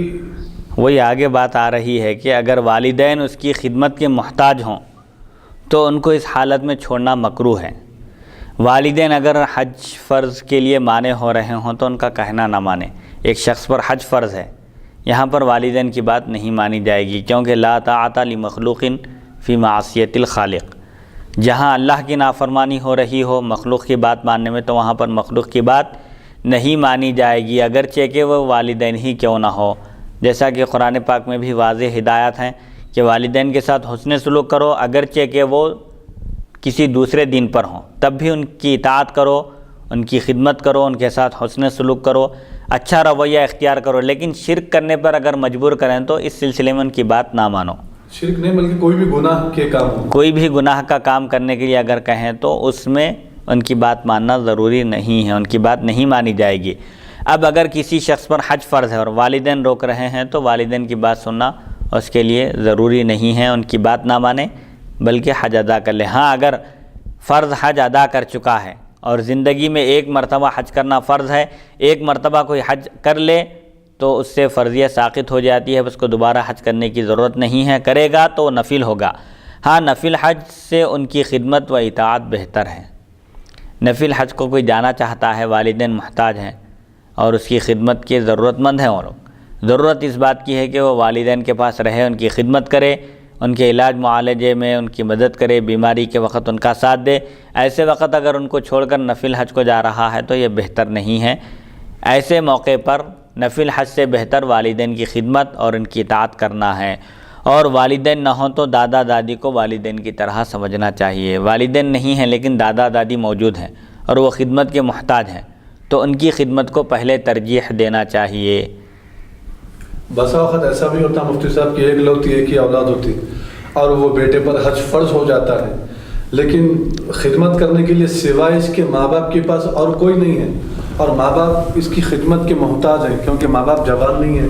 ضعیف ہیں، اور یہ بیٹے کی خدمت کے محتاج ہیں، ضرورت مند ہیں، تو کیا ایسی صورت میں بھی وہ فرض ہے؟ نفل تو خیر ہر صورت میں نہیں کرنا چاہیے جبکہ ماں باپ کو ضرورت ہو، لیکن فرض حج ہے، ماں باپ ضعیف ہیں کہ اور بیٹے کی ضرورت ہے، ماں باپ کو بیٹے کی جو ہے خدمت کی ضرورت ہے، تو کیا ایسی صورت میں بھی وہ فرض حج ترک کر سکتا ہے، چھوڑ سکتا ہے ماں باپ کی خدمت کرنے کی خاطر جبکہ ماں باپ ضعیف ہوں، ماں باپ نہ ہو، جیسا کہ ابھی آپ نے فرمایا مفتی صاحب دادا دادی ہوں اور اس کے مدد کے محتاج ہوں، اس کی ضرورت کے محتاج ہوں، ان کے علاوہ اور کوئی خدمت کرنے والے نہ ہوں، تو کیا ایسی صورت میں پھر ان کو چھوڑ کر فرض حج کرنے کے لیے جانا چاہیے؟ اگر اس کے علاوہ کوئی خدمت کرنے والا نہ ہو اور کوئی دستیاب بھی نہ ہو، کوئی مل بھی نہیں سکتے پیسے دینے کی صورت میں، جیسے آج کل سہولت ہے کسی خادم کو مقرر کر دیے، کوئی عورت ہے تو عورت کو مقرر کر دیے عورت کی خدمت کے لیے، یا مرد ہے مرد کو مقرر کر دیے۔ بہرحال اگر کسی کو مقرر کیا جا سکتا ہے اور وہ پوری ذمہ داری کے ساتھ ان کی خدمت کرتے ہیں تو پھر ایسی صورت میں حج کو جانا چاہیے، اور اگر کوئی نہ ہو، اس کے چلے جانے کی صورت میں ان لوگوں کے ضائع ہو جانے کا اندیشہ ہے، کوئی خدمت نہیں کریں گے، ہلاک ہو جائیں گے یا بالکل بیمار ہو جائیں گے، اگر ایسی صورت ہے تو پھر ایسی صورت میں رک کر کسی دوسرے کو حج کو بھیجانا چاہیے، یا یہ بھی صورت ہو سکتی ہے کہ پہلے ان کی خدمت کرے پھر آئندہ سال کا انتظار کرے کہ آئندہ سال تک اگر کوئی خادم مل جائے ان کی خدمت کرنے والا تو جب حج کو چلا جائے، یا پھر ان کے انتقال ہونے کے بعد دونوں کے گزر جانے کے بعد بھی حج کو جا سکتا ہے، یا یہ صورتیں بھی نہیں ہیں تو پھر احتیاطی طور پر وصیت کرے کہ اگر اس کا انتقال ہو جائے تو اس کی طرف سے حج بدل کیا جائے۔ بہرحال اب موجودہ حالات کے لحاظ سے موجودہ زمانے میں تو ایسے حالات نہیں ہیں کہ والدین کے کوئی خدمت گزار ہی نہ ہو، اکلوتی اولاد ہو، ایسا ہو سکتا ہے، لیکن خاندان کے لوگ ہوتے ہیں، ننیالی لوگ ہوتے ہیں، ددیالی لوگ ہوتے ہیں، کوئی نہ کوئی تیار ہوتے ہیں، تو جہاں تک ہو سکے کوشش کرنا چاہیے کہ اپنی جگہ کسی کو ان کی خدمت کے لیے متعین کرے اور خود حج کی فرضیت سے سبکدوش ہو جائے، حج کی سعادت حاصل کرے اور اس فریضے کو انجام دے۔ آخری صورت ہے جہاں پر کوئی بھی نہ ہو تو ایسی صورت میں ظاہر بات ہے والدین کی خدمت بھی اس پر فرض ہے، ان کو وہ تنہا اور اکیلا نہیں چھوڑ سکتا، جبکہ وہ بوڑھے ہوں۔ جی کسی امین کے نام وصیت نامہ لکھنا چاہیے تاکہ حقوق العباد و حقوق اللہ کو جو اس کے ذمے ہیں اس کے بعد ادا کرے۔ اگر اس کے ذمے کسی کے حقوق ہیں، چاہے وہ حقوق العباد ہوں یا حقوق اللہ اس کے ذمے ہے، روزے رکھنا تھا نہیں رکھ سکا، فدیہ دینا تھا فدیہ بھی نہیں دیا، یا نمازیں ادا کرنا تھا، یا زکوٰۃ دینا تھا اس کے ذمے کئی سال کی زکوٰۃ باقی ہے نہیں دیا تھا، تو کسی امانت دار شخص کے نام پر وصیت نامہ لکھنا چاہیے کہ اگر میں سفر حج سے واپس نہ آ سکا تو میرے پاس فلاں فلاں کی امانتیں ہیں، ان امانتوں کو ان تک پہنچا دیا جائے، اور میرے ذمے اتنے رمضان کے روزے رکھنا تھا، لہٰذا اتنے روزوں کے لحاظ سے اتنے مسکینوں کو کفارہ دیا جائے،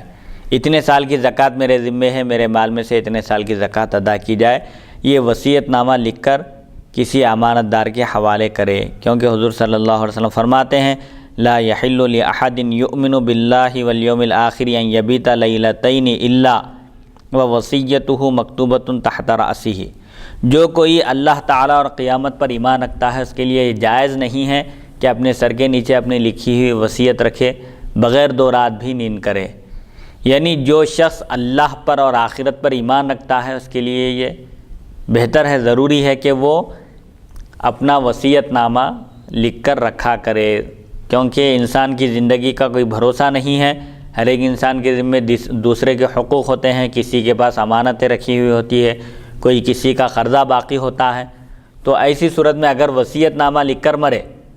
تو آسانی کے ساتھ اس کے حقوق ادا کیے جا سکتے ہیں، اس کے پاس جو امانتیں ہیں وہ لوٹائی جا سکتی ہیں، اس کے ذمے اگر کسی کا قرض ہو، کسی کے پیسے دینا تھا تو وہ بھی ادا کیے جا سکتے ہیں۔ اسی لیے اس سے وصیت کی اہمیت معلوم ہوتی ہے اس حدیث شریف سے کہ ہر ایک مومن کے پاس اس کی وصیت لکھی ہوئی ہونی چاہیے، 2 دن بھی ایسے بغیر وصیت کے نہیں گزرنا چاہیے۔ اسی لیے مستحب اور افضل بتایا گیا کہ وصیت نامہ لکھے، 2 رات بھی بغیر وصیت کے نہ گزرے۔ مطلب یہ ہے کہ اس میں غفلت نہ کرے، کوتاہی نہ کرے، سستی اور کاہلی کا شکار نہ ہو، بلکہ اس کے ذمے جو حقوق ہیں، خاص طور پر حج کو جانے کے دوران، کیونکہ سابقہ زمانے میں 6 مہینے لگ جاتے تھے حج کو جا کر واپس آنے تک، اور راستہ بھی غیر محفوظ تھا، لٹیرے بھی ہوا کرتے تھے، چور اور ڈاکو بھی ڈاکہ ڈالا کرتے تھے، کبھی کسی کی جان بھی چلے جاتی تھی، مالی نقصان بھی ہوتا تھا، جانی نقصان بھی ہوتا تھا، کبھی سمندر میں طوفان آ جاتا تھا، موجوں کی زد میں آ کر بھی کئی لوگ ختم ہو جاتے تھے۔ اسی لیے زندگی کا کوئی بھروسہ، واپسی کا کوئی یقین اور گارنٹی نہیں ہوتی تھی۔ اسی لیے احتیاطی طور پر وصیت نامہ لکھ کر جائے اور سلامتی کے ساتھ واپس نہ آئے، انتقال ہو جائے دوران سفر، چاہے جاتے وقت یا آتے وقت، تو ایسی صورت میں اس کے حقوق کی ادائیگی کے لیے سہولت ہوگی۔ جب وصیت نامہ لکھا ہوا ہوگا تو کوئی اختلاف نہیں ہوگا، کوئی زیادہ کا دعویٰ بھی نہیں کر سکے گا۔ مثال کے طور پر کسی کے 1 لاکھ روپے دینا تھا، وصیت نامہ میں لکھا ہوا ہے، اس کا نام بھی لکھا ہوا ہے، کتنے پیسے دینا ہے وہ بھی لکھے ہوئے ہیں، اب اختلاف نہیں ہوگا بظاہر، ورنہ 1 لاکھ والا 10 لاکھ کا بھی دعویٰ کر سکتا ہے۔ اسی لیے وصیت نامہ لکھے تاکہ بندوں کی حقوق کی ادائیگی میں کسی قسم کی کوتاہی نہ ہو۔ جو نماز و دعا استخارہ، حسن حسین وغیرہ میں مذکور ہے، کتابیں ہیں حج اور عمرہ کے تعلق سے جس میں اوراد، اذکار اور دعائیں بیان کی گئی ہے کہ کس موقع پر کون سی دعا کرنا چاہیے، دوران سفر کن دعاؤں کا اہتمام کرنا چاہیے، ان کو وقت اور راستے کے اختیار کرنے کے لیے پڑھے، نہ کہ اصل سفر کے لیے۔ حج کو جانے کا ارادہ ہوا تو استخارہ کرنے کی ضرورت نہیں ہے، کیوں؟ حج کو جانا ایک نیک کام ہے، نیک کام میں استخارے کی ضرورت نہیں ہے، تو اصل سفر کے لیے استخارہ نہیں کرنا، کیونکہ اس میں استخارے کی حاجت نہیں ہے۔ اور استخارہ 3 یا 7 مرتبہ کرے، کس کے لیے؟ کس دن کا انتخاب کرنا چاہیے، کب جانا بہتر ہے، کون سے دن جانا، کس مہینے میں، اس کے لیے استخارہ کر سکتا ہے۔ لیکن حج کو جانا چاہیے یا نہیں جانا چاہیے اس کے لیے استخارہ نہیں کرنا ہے، کیونکہ حج ایک نیک کام ہے اور نیک کام میں استخارے کی ضرورت نہیں ہے۔ تو مفتی صاحب نیک کام میں استخارے کی ضرورت نہیں ہے، مطلب جیسا کہ اب شادی کے لیے، شادی کرنا بھی جو ہے نیک کام ہے، تو عموماً جو لوگ شادی کے لیے جو استخارہ کرتے ہیں تو کیا استخارہ شادی کرنا چاہیے یا نہیں کرنا چاہیے اس لیے نہیں کرتے لوگ، یہ رشتہ بہتر ہے یا نہیں، اس خاندان میں کرنا بہتر ہے یا نہیں، یہ استخارہ ہوتا ہے، اصل کام کے لیے نہیں۔ مسواک، سرما، سلائی، آئینہ، کنگھی، سوئی، تاگا، قینچی، چھری، استرا، عصا، وضو کا برتن ساتھ لینا مستحب ہے۔ اب یہ اس زمانے کی بات ہے جب کہ 3 6 مہینے سفر میں گزر جاتے تھے، سمندر میں ہی کشتی چلتے رہتی تھی اور کئی مہینے گزر جاتے تھے، تو اس وقت مسواک، سرمے دانی، سلائی، آئینہ، کنگھی اور جو ضرورت کی چیزیں ہیں، بال بڑھ گئے، بال کاٹنے کی ضرورت پیش آ سکتی ہے، ناخن نکالنے کی ضرورت پیش آ سکتی ہے احرام باندھنے سے پہلے سمندری جہاز سے سفر ہوتا تھا۔ ہندوستانیوں کے لیے یلملم ایک مقام ہے جو میقات کہلاتا ہے، اس مقام کو احرام باندھے بغیر گزر نہیں سکتے، اس مقام کے آنے سے پہلے اعلان کیا جاتا تھا، لوگ فوراً تیار ہو کر احرام باندھ لیتے تھے۔ اب موجودہ زمانے میں چونکہ ہوائی جہاز کا سفر ہے، اس لیے پہلے سے ہی احرام باندھ کر بیٹھ جاتے ہیں تاکہ بغیر احرام کے اس مقام سے گزریں گے تو پھر کفارہ لازم آئے گا، جنایت و ایک جرم شمار ہوگا۔ اسی لیے موجودہ زمانے کے لحاظ سے ان چیزوں میں سے جن چیزوں کی ضرورت نہیں ہے، جیسے قینچی ہے، تاگا ہے، سوئی ہے، وسترا، عصا وغیرہ کی ضرورت نہیں ہے، کیونکہ ہر قسم کی سہولت فراہم ہے۔ البتہ مسواک، سرمے دانی، کنگھی وغیرہ رکھی جا سکتی ہے۔ اب اس زمانے میں چونکہ لمبا سفر ہوتا تھا، طویل سفر کے دوران ان چیزوں کی ضرورت پڑ سکتی تھی، اس لیے ان چیزوں کا ساتھ لینا مستحب ہے۔ اب موجودہ زمانے میں جن چیزوں کی ضرورت پڑ سکتی ہے ساتھ میں ان چیزوں کا رکھنا بہتر ہے، مستحب ہے۔ جمعرات یا پیر کے دن سفر کریں۔ سفر کے لیے جمعرات یا پیر کا انتخاب کرنا چاہیے، بہتر دن ہے، افضل ہے۔ یہ ضروری نہیں ہے کہ پیر کے دن ہی جائے یا جمعرات کو ہی جائے، کسی کا فلائٹ چہارشنبے کے دن ہوتا ہے، کسی کا منگل کے دن ہوتا ہے۔ اب موجودہ زمانے کے لحاظ سے جب باری آئے، جب وقت آئے اس وقت نکل جانا چاہیے۔ اور سفر کرنے سے پہلے حج وغیرہ کے احکام معلوم کر لے، جیسا کہ موجودہ زمانے میں حج تربیتی کیمپ وغیرہ قائم کیے جا رہے ہیں، مختلف مقامات پر حاجیوں کی، معتمرین کی گلپوشی کی جاتی ہے اور ان کے لیے تربیتی پروگرام رکھے جاتے ہیں تاکہ اصل عبادت کو ادا کرنے سے پہلے اس کے احکام سے واقف ہو جائے اور وطن سے ایسا رخصت ہو کہ گویا دنیا سے آخرت کو جا رہا ہے۔ اس سفر کو آخری سفر سمجھے، رشتہ داروں سے، دوست احباب سے ملاقات کرے، سب سے معافی چاہ لے اور اس طرح سفر کی تیاری کرے جیسے اب کوئی شخص آخرت کے سفر پر روانہ ہونے والا ہے، پھر دوبارہ اس طرف پلٹ کر آنے والا نہیں ہے۔ گھر سے باہر آنے سے پہلے 7 محتاجوں کو خیر خیرات دے۔ یہ افضل اور بہتر بتایا جا رہا ہے کہ گھر سے باہر آنے سے پہلے 7 مسکینوں کو، 7 فقراء کو کچھ خیر خیرات کر دے اور 2 رکعت نفل نماز ادا کرے سفر شروع کرنے سے پہلے۔ پہلی رکعت میں سورہ کافرون پڑھے، قل یا ایھا الکافرون، اور دوسری رکعت میں قل ھو اللہ احد پڑھے اور سلام کے بعد یہ دعا پڑھے۔ سفر حج کو نکلنے سے پہلے خیر خیرات کرنا چاہیے اور 2 رکعت نماز پڑھنا چاہیے۔ ان 2 رکعتوں میں پہلی رکعت میں سورہ کافرون اور دوسری میں سورہ اخلاص پڑھنا چاہیے۔ پھر اس کے بعد یہ دعا کرنا چاہیے، اللہم انت الصاحب فی السفر والخلیفۃ فی الاہل والمال والولد والاصحاب والاخوان احفظنا وایاہم من کل آفت وعاہۃ۔ اے اللہ تو ہی سفر میں ساتھی ہے اور گھر والوں اور مال اور اولاد اور دوستوں اور بھائیوں کی خبر لینے والا ہے، ان کی نگرانی کرنے والا ہے۔ تو ہم کو اور ان کو ہر آفت و مصیبت سے بچا، ہر آفت اور مصیبت سے ہماری بھی اور ان کی بھی حفاظت فرما۔ سفر میں تو ہمارا ساتھی ہے، سفر کی مشقتوں سے بچانے والا اور سفر میں پیش آنے والی مشکلات سے بچانے والا تو ہی ہے، اور ہمارے اس مقام سے نکلنے کے بعد ہمارے اہل و عیال، مال اور عزت اور جان اور آبرو کی حفاظت فرمانے والا بھی تو ہی ہے۔ تو نگرانی فرما ان تمام چیزوں کی۔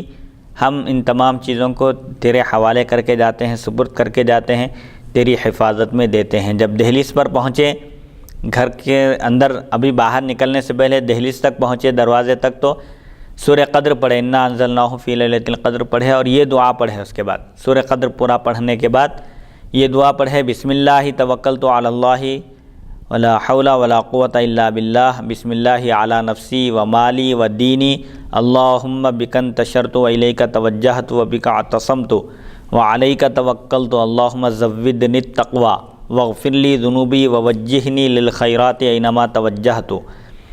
اللہ کا نام لے کر میں سفر کرتا ہوں،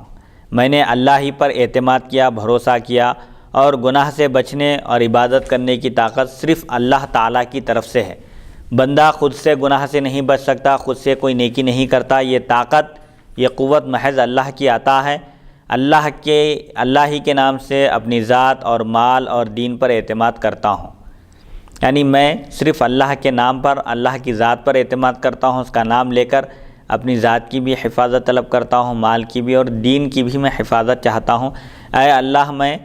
تیری طاقت سے چلتا ہوں اور تیری ہی طرف توجہ کرتا ہوں، رخ کرتا ہوں اور تجھی پر بھروسہ اور اعتماد کرتا ہوں۔ اے اللہ، تو مجھ کو پرہیزگاری کا توشہ دے، یعنی مجھ کو تقوی و پرہیزگاری عطا کر، دوران سفر بھی مجھ سے کوئی گناہ سرزد نہ ہونے پائے، میں متقی پرہیزگار رہوں اور میرے گناہ بخش دے، اور میں جہاں جاؤں مجھے نیکیوں کی طرف متوجہ کر، جہاں بھی میں پہنچوں میں نیکیوں میں مصروف رہوں اور تجھ کو راضی کرنے کے کام کروں۔ اور جب باہر نکلے تو یہ دعا پڑھے، اللہم انی اعوذ بک من ان اضل او اضل او اظلم او اظلم او اجہل او یجہل علی، بسم اللہ توکلت علی اللہ لا حول ولا قوۃ الا باللہ العلی العظیم، اللہم وفقنی لما تحب وترضی وعصمنی من الشیطان الرجیم۔ اے اللہ، میں سیدھے راستے سے بھٹکنے یا سیدھے راستے سے بھٹکا دیے جانے یا ظلم کرنے یا ظلم کیے جانے یا نادانی کرنے یا اپنے اوپر نادانی کیے جانے سے تیری پناہ چاہتا ہوں۔ اللہ ہی کا نام لے کر میں نے اللہ پر بھروسہ کیا، گناہ سے بچنے اور عبادت کرنے کی طاقت صرف اللہ تعالیٰ کی طرف سے ہے۔ اے اللہ، تو جس چیز کو دوست رکھتا ہے اور پسند کرتا ہے اس کی مجھے توفیق دے اور مجھ کو شیطان مردود سے بچا، شیطان مردود سے میری حفاظت فرما۔ یہ دعا کرنا چاہیے گھر سے باہر نکلنے کے بعد، سیدھے راستے پر قائم رہنے کی اور ظالم اور مظلوم بننے سے۔ بہرحال تمام ایسے نیک کاموں کی طلب کرنی چاہیے اللہ تعالیٰ سے جس سے اللہ راضی ہے، جس سے اللہ راضی ہوتا ہے، خوش ہوتا ہے۔ ایسے کام کرنے میں آسانی کی دعا کرنی چاہیے۔ اس کے بعد آیت الکرسی پڑھے، اللہ لا الہ الا هو الحی القیوم، آیت الکرسی پڑھے، سورہ اخلاص پڑھے، قل هو اللہ احد، اور معوذتین یعنی سورہ فلق اور سورہ ناس، سورہ اخلاص، سورہ فلق اور سورہ ناس پڑھ کر پھر 7 مسکینوں کو کچھ خیر خیرات کریں گھر سے باہر نکلنے کے بعد بھی، اور سب سے رخصت ہو کر دعا مانگے اور کہے، تمام لوگوں کو رخصت کرے، سب کو الوداع کہے، سب دوست احباب اور رشتہ داروں سے ملاقات کر لے، اور اس کے بعد ان کو یہ کہے، استودع اللہ دینکم و ایمانکم و خواتیم اعمالکم، میں تمہارے دین و ایمان اور تمہارے کاموں کے انجام کو اللہ کے حوالے کرتا ہوں۔ یہ کہے، یعنی رشتہ داروں سے ملاقات کر کے یہ کہے کہ میں تمہارے دین کو، اور ایک روایت میں ہے دینکم و امانتکم، اور تمہاری امانت کو اور تمہارے اعمال کے انجام کو اللہ کے حوالے کرتا ہوں۔ میرے جانے کے بعد اللہ ہی تمہارا نگران کار ہے، تمہاری حفاظت کرنے والا ہے۔ اور رخصت کرنے والے یہ کہیں، فی حفظ اللہ و کنفہ زودک اللہ التقوی و جنبک عن الردی۔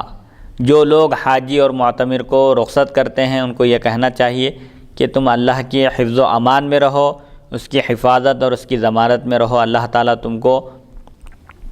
پرہیزگاری کا توشہ دے اور ہلاکت سے دور رکھے، اللہ تمہاری حفاظت فرمائے، تمہاری جان کی بھی حفاظت ہو، مال کی بھی حفاظت ہو، اور ہر مقام پر تقوی و پرہیزگاری تم اختیار کرو، گناہوں سے بچو۔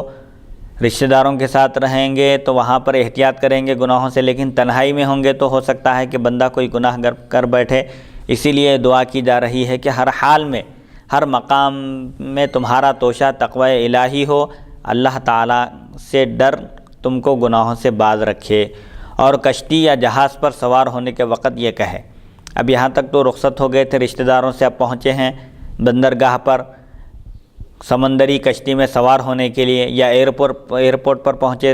ہوائی جہاز میں سوار ہونے کے لیے، تو اس وقت یہ دعا پڑھنا چاہیے، بسم اللہ وما قدر اللہ حق قدرہ والارض جميعا قبضته یوم القیامۃ والسماوات مطویات بیمینہ سبحانہ وتعالی عما یشرکون، بسم اللہ مجریہا ومرساہا ان ربی لغفور الرحیم۔ اللہ ہی کا نام لے کر میں سوار ہوتا ہوں، اور انہوں نے اللہ کی کما حقہ قدر نہ کی، یعنی اللہ کی جیسی قدر کرنی چاہیے ویسی انہوں نے، مشرکوں نے، یہود و نصارہ نے قدر نہیں کی، اور تمام زمین قیامت کے دن اسی کے دست قدرت میں ہوگی، اور آسمان اس کے دائیں ہاتھ میں لپیٹے ہوئے ہوں گے، وہ ان کے شرک سے پاک اور برتر ہے۔ اللہ ہی کے نام پر جہازوں کا چلنا اور ٹھہرنا ہے، بے شک میرا پروردگار خوب بخشنے والا بڑا مہربان ہے۔ سمندری جہاز میں سوار ہوتے وقت یہ دعا پڑھنا چاہیے، اس سے حفاظت ہوتی ہے، اور اس میں اپنی عاجزی اور انکساری کا اعتراف ہے، اور سمندری کشتی جو چلتی ہے اور رکتی ہے یہ سب اللہ کی قدرت سے ہے، اسی کے دست قدرت میں ہے۔ اتنی بڑی زمین اور اتنے بڑے آسمان ہیں، سب اس کے سامنے ہیچ ہیں، معمولی ہیں، اس کے دست قدرت میں ہوں گے۔ قیامت کے دن اتنا بڑا آسمان بھی اس کے دائیں ہاتھ میں لپیٹا ہوا ہوگا، لپیٹ دیا جائے گا۔ بہرحال اب یہاں پر دائیں ہاتھ سے کیا مراد ہے، مٹھی سے کیا مراد ہے، یہ متشابہات میں سے ہے، اس کے بارے میں پوچھنا، سوال کرنا بدعت ہے، کیفیت معلوم نہیں ہے۔ ہمارا کام یہ ہے کہ اللہ تعالیٰ نے جن چیزوں کا ذکر کیا ہے اس پر ایمان لائیں، اور اس کی حقیقت کو اللہ کے حوالے کر دیں، اور قیل و قال سے کام نہ لیں۔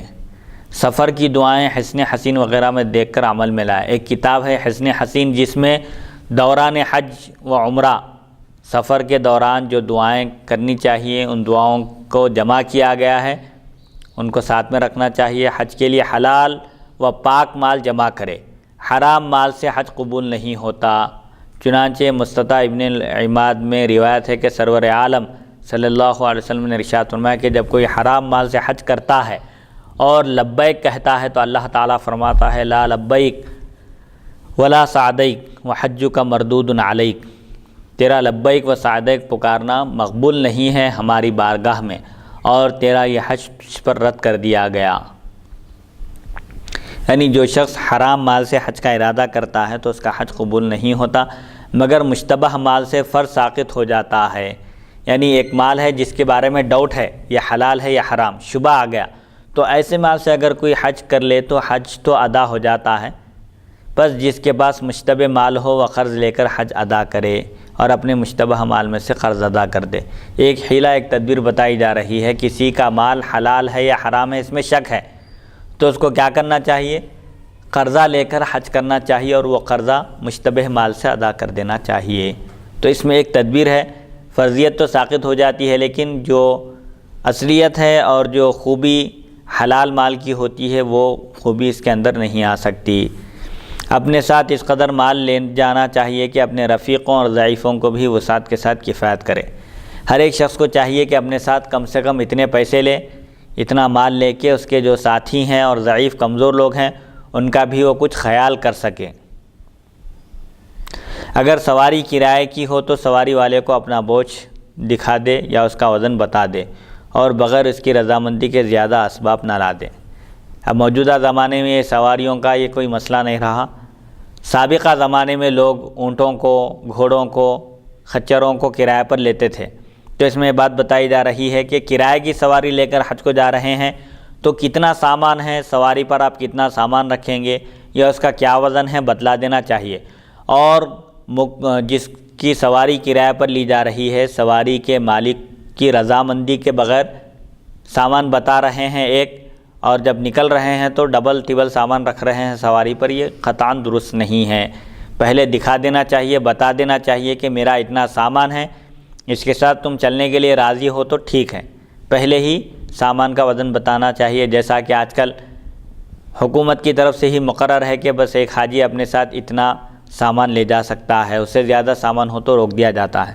تو سابقہ زمانے میں بھی سواریاں کرائے پر لے کر جاتے تھے تو ان کے لیے احکام بتائے جا رہے ہیں کہ پہلے سواری کے مالک کو سامان بتا دے یا اس کا وزن بتا دے، اور سواری کے مالک کی اجازت کے بغیر زائد سامان نہ رکھے۔ جو سامان بتایا تھا نکلتے وقت اور کچھ اضافہ کر رہا ہے یہ درست نہیں ہے۔ چنانچہ منقول ہے کہ ایک شخص نے عبداللہ بن مبارک رحمۃ اللہ علیہ کے پاس ایک خط کسی کے پاس پہنچا دینے کو لایا۔ انہوں نے فرمایا کہ ابھی اپنے پاس رکھ، میں اونٹ والے سے پوچھ لوں پھر جواب دوں گا۔ عبداللہ بن مبارک رحمۃ اللہ علیہ جو بڑے محدث ہیں اور اپنے وقت کے پائے کے بزرگ ہیں، امیر المؤمنین فی الحدیث کا درجہ ہے آپ کا، بہت بڑے محدث، فقیہ اور متقی پرہیزگار عابد ہیں، بڑے بڑے ائمہ حدیث کے آپ استاذ ہیں، اور حضرت امام اعظم ابو حنیفہ رحمۃ اللہ علیہ کے آپ شاگرد ہیں۔ آپ کے پاس ایک شخص ایک خط لے کر پہنچا، جب اس کو معلوم ہوا کہ ہم حج کے لیے تشریف لے جا رہے ہیں تو اس نے خط لایا اور عرض کیا کہ آپ یہ خط آپ کے راستے میں ایک فلاں شخص ہے، آپ اس شخص تک پہنچا دیجئے جس کا مکان راستے میں ہی ہے، آپ اس کے گھر کے سامنے سے گزرتے ہیں۔ تو آپ نے کیا فرمایا؟ تم اس خط کو ابھی اپنے پاس رکھو، میں جو سواری کرائے پر لے کر جا رہا ہوں میں پہلے سواری کے مالک سے پوچھ لیتا ہوں، کیونکہ جس وقت میں نے اس سے کرائے کا معاہدہ کیا تھا، کرائے کی بات کی تھی، یہ تمہارے خط کا میں نے ذکر نہیں کیا تھا۔ تو یہ زہد و تقوی کی انتہا ہے کہ صوفیاء کرام، محدثین کرام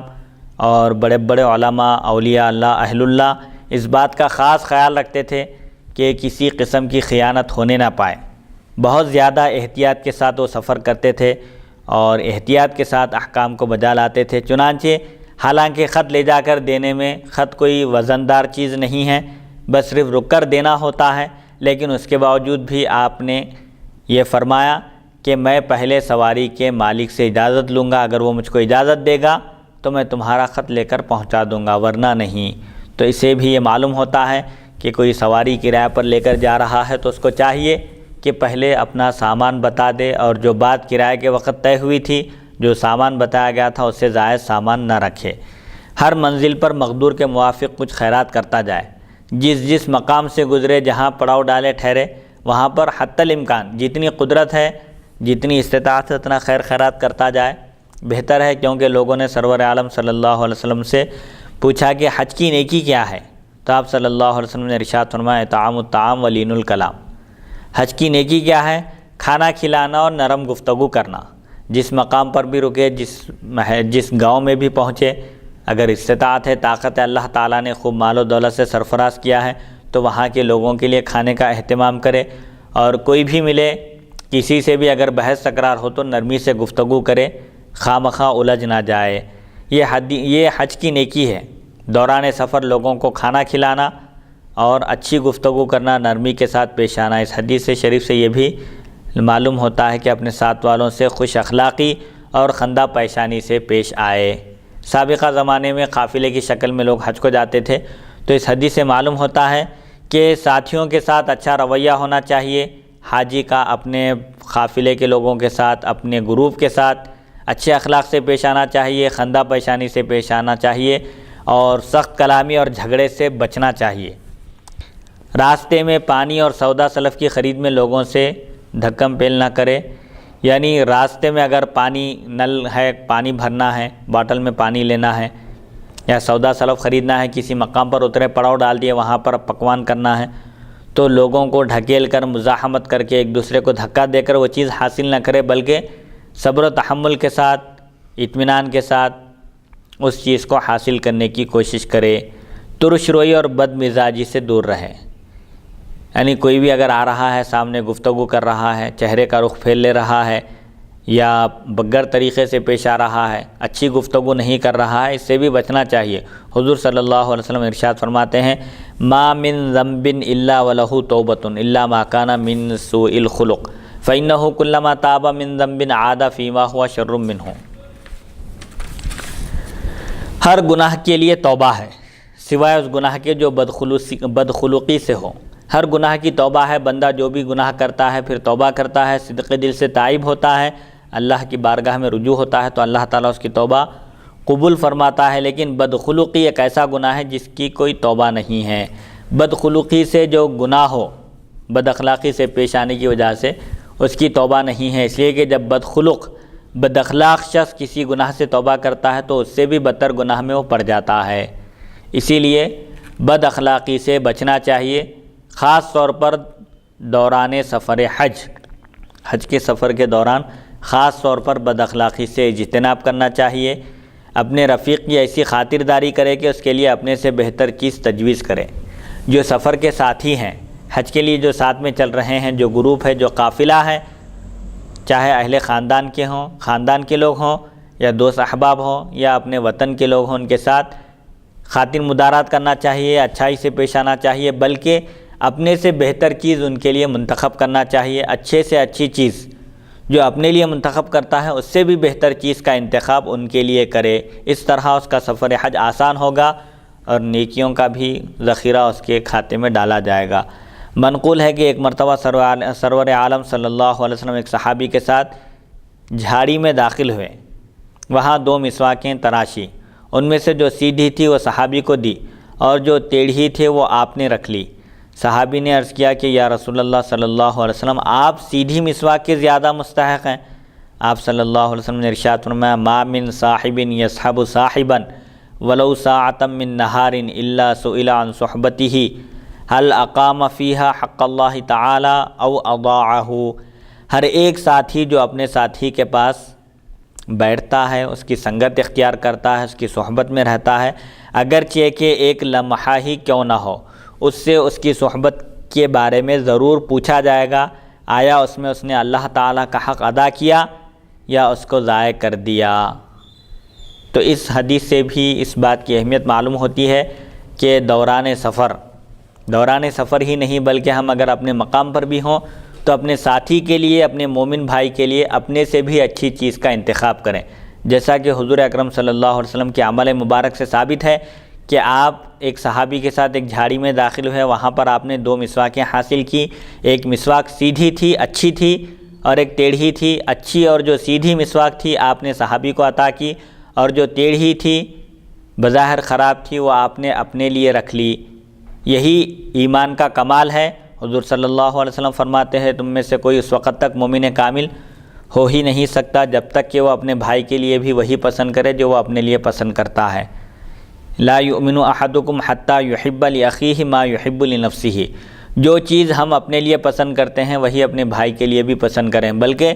اپنے سے بھی اچھی چیز اس کے لیے پسند کریں، یہی ایمان کا تقاضا ہے، یہی کمال ایمان ہے۔ تو جو شخص ساتھی کے حقوق کا لحاظ نہیں رکھتا، قیامت کے دن اللہ تعالیٰ اس سے پوچھے گا کہ تم نے فلاں شخص نے تمہاری سنگت اختیار کی تھی، صحبت اختیار کی تھی، ایک لمحہ ہی صحیح وہ تمہارے ساتھ بیٹھا تھا، تم نے اس کا حق ادا نہیں کیا، اس کے حق کو ضائع کر دیا، لہذا اس بارے میں بھی گرفت ہوگی۔ اسی لیے دوران سفر حج جو ساتھی ہیں ان کا بھی خیال کرنا چاہیے، ان کے لیے اچھی سی اچھی چیز پسند کرنا چاہیے۔ اپنے لیے معمولی چیز ہم پسند کریں لیکن ساتھیوں کے لیے اچھی سے اچھی چیز پیش کرنی چاہیے۔ مستحب بہتر یہ ہے کہ کھانے اور سواری وغیرہ میں کسی کی شرکت نہ کریں، اگرچہ کہ رفیق راضی ہو تاکہ جھگڑا نہ ہو۔ یعنی بہتر یہ ہے کہ کھانے اور سواری وغیرہ میں کسی دوسرے کو شریک نہ کریں۔ جب وطن سے نکلے ہیں، دونوں ہیں ساتھ یا چاروں ہیں یا 8 کا گروپ ہے، اور مزید اس میں اضافہ نہ کرے۔ کیوں؟ ساتھیاں اگر تیار بھی ہیں، راضی بھی ہیں تو شریک نہ کرے، کیونکہ ہو سکتا ہے کہ آگے چل کر جھگڑا ہو، کوئی بحث تکرار ہو جائے، آرگیومنٹ ہو جائے۔ اسی لیے احتیاط بہتر ہے، جتنے افراد نکلے تھے اتنے ہی رہیں، اور مزید دوسروں کو کھانے پینے میں، سواری میں شریک نہ کریں۔ ایسے رفیق کو اپنے ساتھ لیں جو صالح یعنی متقی، پرہیزگار، عقل مند، موافق المزاج ہو، یعنی آپ کی موافقت کر سکتا ہو، آپ جو بات بولے وہ ماننے کے لیے تیار ہو۔ سفر آزمودہ یعنی سفر کیا ہوا ہو، سفر کا تجربہ ہو، نیکی کی طرف رغبت کرنے والا اور شر سے بچنے والا ہو۔ حج کو جانے کا جب ارادہ ہو تو ایسے ساتھی کا انتخاب کرے جو متقی، پرہیزگار ہو، سمجھدار ہو، عقل مند ہو اور ہماری مرضی کے موافق ہو، اس کا مزاج اور ہمارا مزاج، اس کی سوچ اور ہماری سوچ ایک جیسی ہو، اور اس کو سفر کا تجربہ بھی ہو، نیکی کی طرف جلدی بڑھنے والا ہو، نیک کام کی دعوت دیتے ہی فوراً قبول کرنے والا ہو، اور شر سے اپنے آپ کو بچانے والا ہو۔ ایسے شخص کا انتخاب کرنا چاہیے اور اپنے قریب کا رشتہ دار نہ ہو۔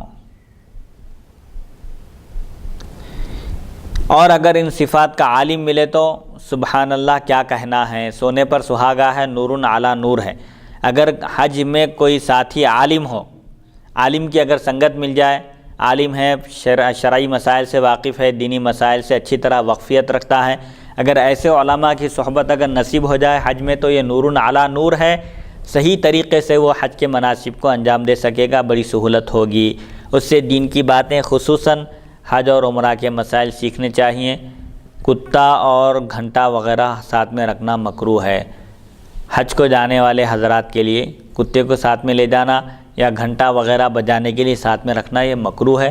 یہ سابقہ زمانے میں یہ سب چیزیں احتیاطی طور پر شاید لوگ لے جاتے تھے، چوروں سے بچنے کے لیے، ڈکیتی سے حفاظت کے لیے، لیکن ان چیزوں کا ساتھ میں رکھنا مکروہ ہے۔ جو کوئی اپنے گھر سے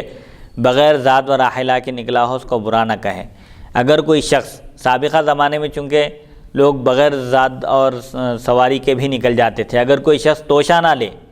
سواری بھی نہ ہو، اس کے پاس توشہ بھی نہ ہو، اس کے باوجود حج کے ارادے سے نکل جائے تو اس کو برا بھلا نہیں کہنا چاہیے، بلکہ اگر کچھ ہو سکے تو اس کو دیں، ورنہ نرم جواب دے اور اس کے حق میں اعانت کی دعا کرے۔ اگر کسی شخص کے پاس سفر کا توشہ نہ ہو، سواری بھی نہ ہو، اس کے باوجود وہ حج کے ارادے سے نکل جائے تو اس کے جذبات کی قدر کرنی چاہیے، اس کو برا بھلا نہیں کہنا چاہیے، بلکہ اگر ہو سکتا ہے ہم اس کی کچھ مدد کر سکتے ہیں تو اس کی مدد کرنا چاہیے، ورنہ اگر مدد کرنے کے مومنٹ میں نہیں ہیں، اس درجے میں نہیں ہیں، قابل نہیں ہیں تو نرم، اگر وہ کچھ سوال کرے، کچھ پوچھے تو نرمی کے ساتھ جواب دینا چاہیے اور اس کے حق میں دعا کرنا چاہیے کہ اللہ تعالیٰ اس کی مدد کرے، اور جو بندے صاحب ثروت ہیں حجاج وہ اس کی مدد کی طرف راغب اور مائل ہوں۔ یہ فضائل حج و عمرہ کا بیان تھا۔ اب اس کے بعد والی نشست میں حج اور عمرہ کا بیان ہوگا، حج کے اقسام بیان کیے جائیں گے اور کون سا حج افضل ہے احناف کے پاس اور شوافع کے پاس، پھر احرام باندھنے کا وقت اور میقات کا بیان اور احرام باندھنے کا طریقہ، یہ مختلف جو مسائل ہیں حج کے انشاءاللہ تیسری نشست میں ان کو بیان کیا جائے گا۔ اللہ تعالیٰ سے دعا ہے کہ اللہ تعالیٰ ہم کو سننے اور سنانے سے زیادہ احکام شریعت پر عمل کرنے کی توفیق عطا فرمائے، اور تمام عالم اسلام کے مسلمانوں کی جان و مال اور عزت اور آبرو کی حفاظت ہو، اور جو دین متین کی خدمت انجام دے رہے ہیں مولا ان کے عمر و اقبال میں ترقی عطا فرما، ہر آفت عرضی و سماوی سے ان کی حفاظت فرما، تمام بلیات سے حفاظت فرما، صحت و عافیت عطا فرما، اور رزق اور صحت میں برکت عطا فرما، تندرستی عطا فرما، جو اس راہ میں جو رکاوٹیں ہیں مولا ان رکاوٹوں کو دور فرما، اور اپنی خوشنودی اور اپنے حبیب پاک صلی اللہ علیہ وسلم کی خوشنودی عطا فرما۔ اے مولا ہم تیری اور تیرے حبیب صلی اللہ علیہ وسلم کی خوشنودی چاہتے ہیں، اور تیرے غضب سے تیری پناہ چاہتے ہیں، تیری ناراضگی اور تیرے حبیب کی ناراضگی سے ہم تیری پناہ چاہتے ہیں۔ مولا تمام مسلمانوں پر فضل فرما، کرم فرما، جو پریشان حال ہیں ان کی پریشانیوں کو دور فرما، جو مصیبت زدہ ہیں ان کی مصیبتوں کو دور فرما، جو قرض کے بوجھ تلے دبے ہوئے مولا ان کی قرض کی ادائیگی کے اسباب مہیا فرما، اور اس سفر حج کی سعادت ہمارے بھی مقدر میں لکھ دے، اور ہم کو بھی حرمین شریفین کی زیارت کا شرف عطا فرما۔ وصلی اللہ تعالی علی خیر خلقہ سیدنا محمد و آلہ و صحبہ اجمعین، والحمد للہ رب العالمین۔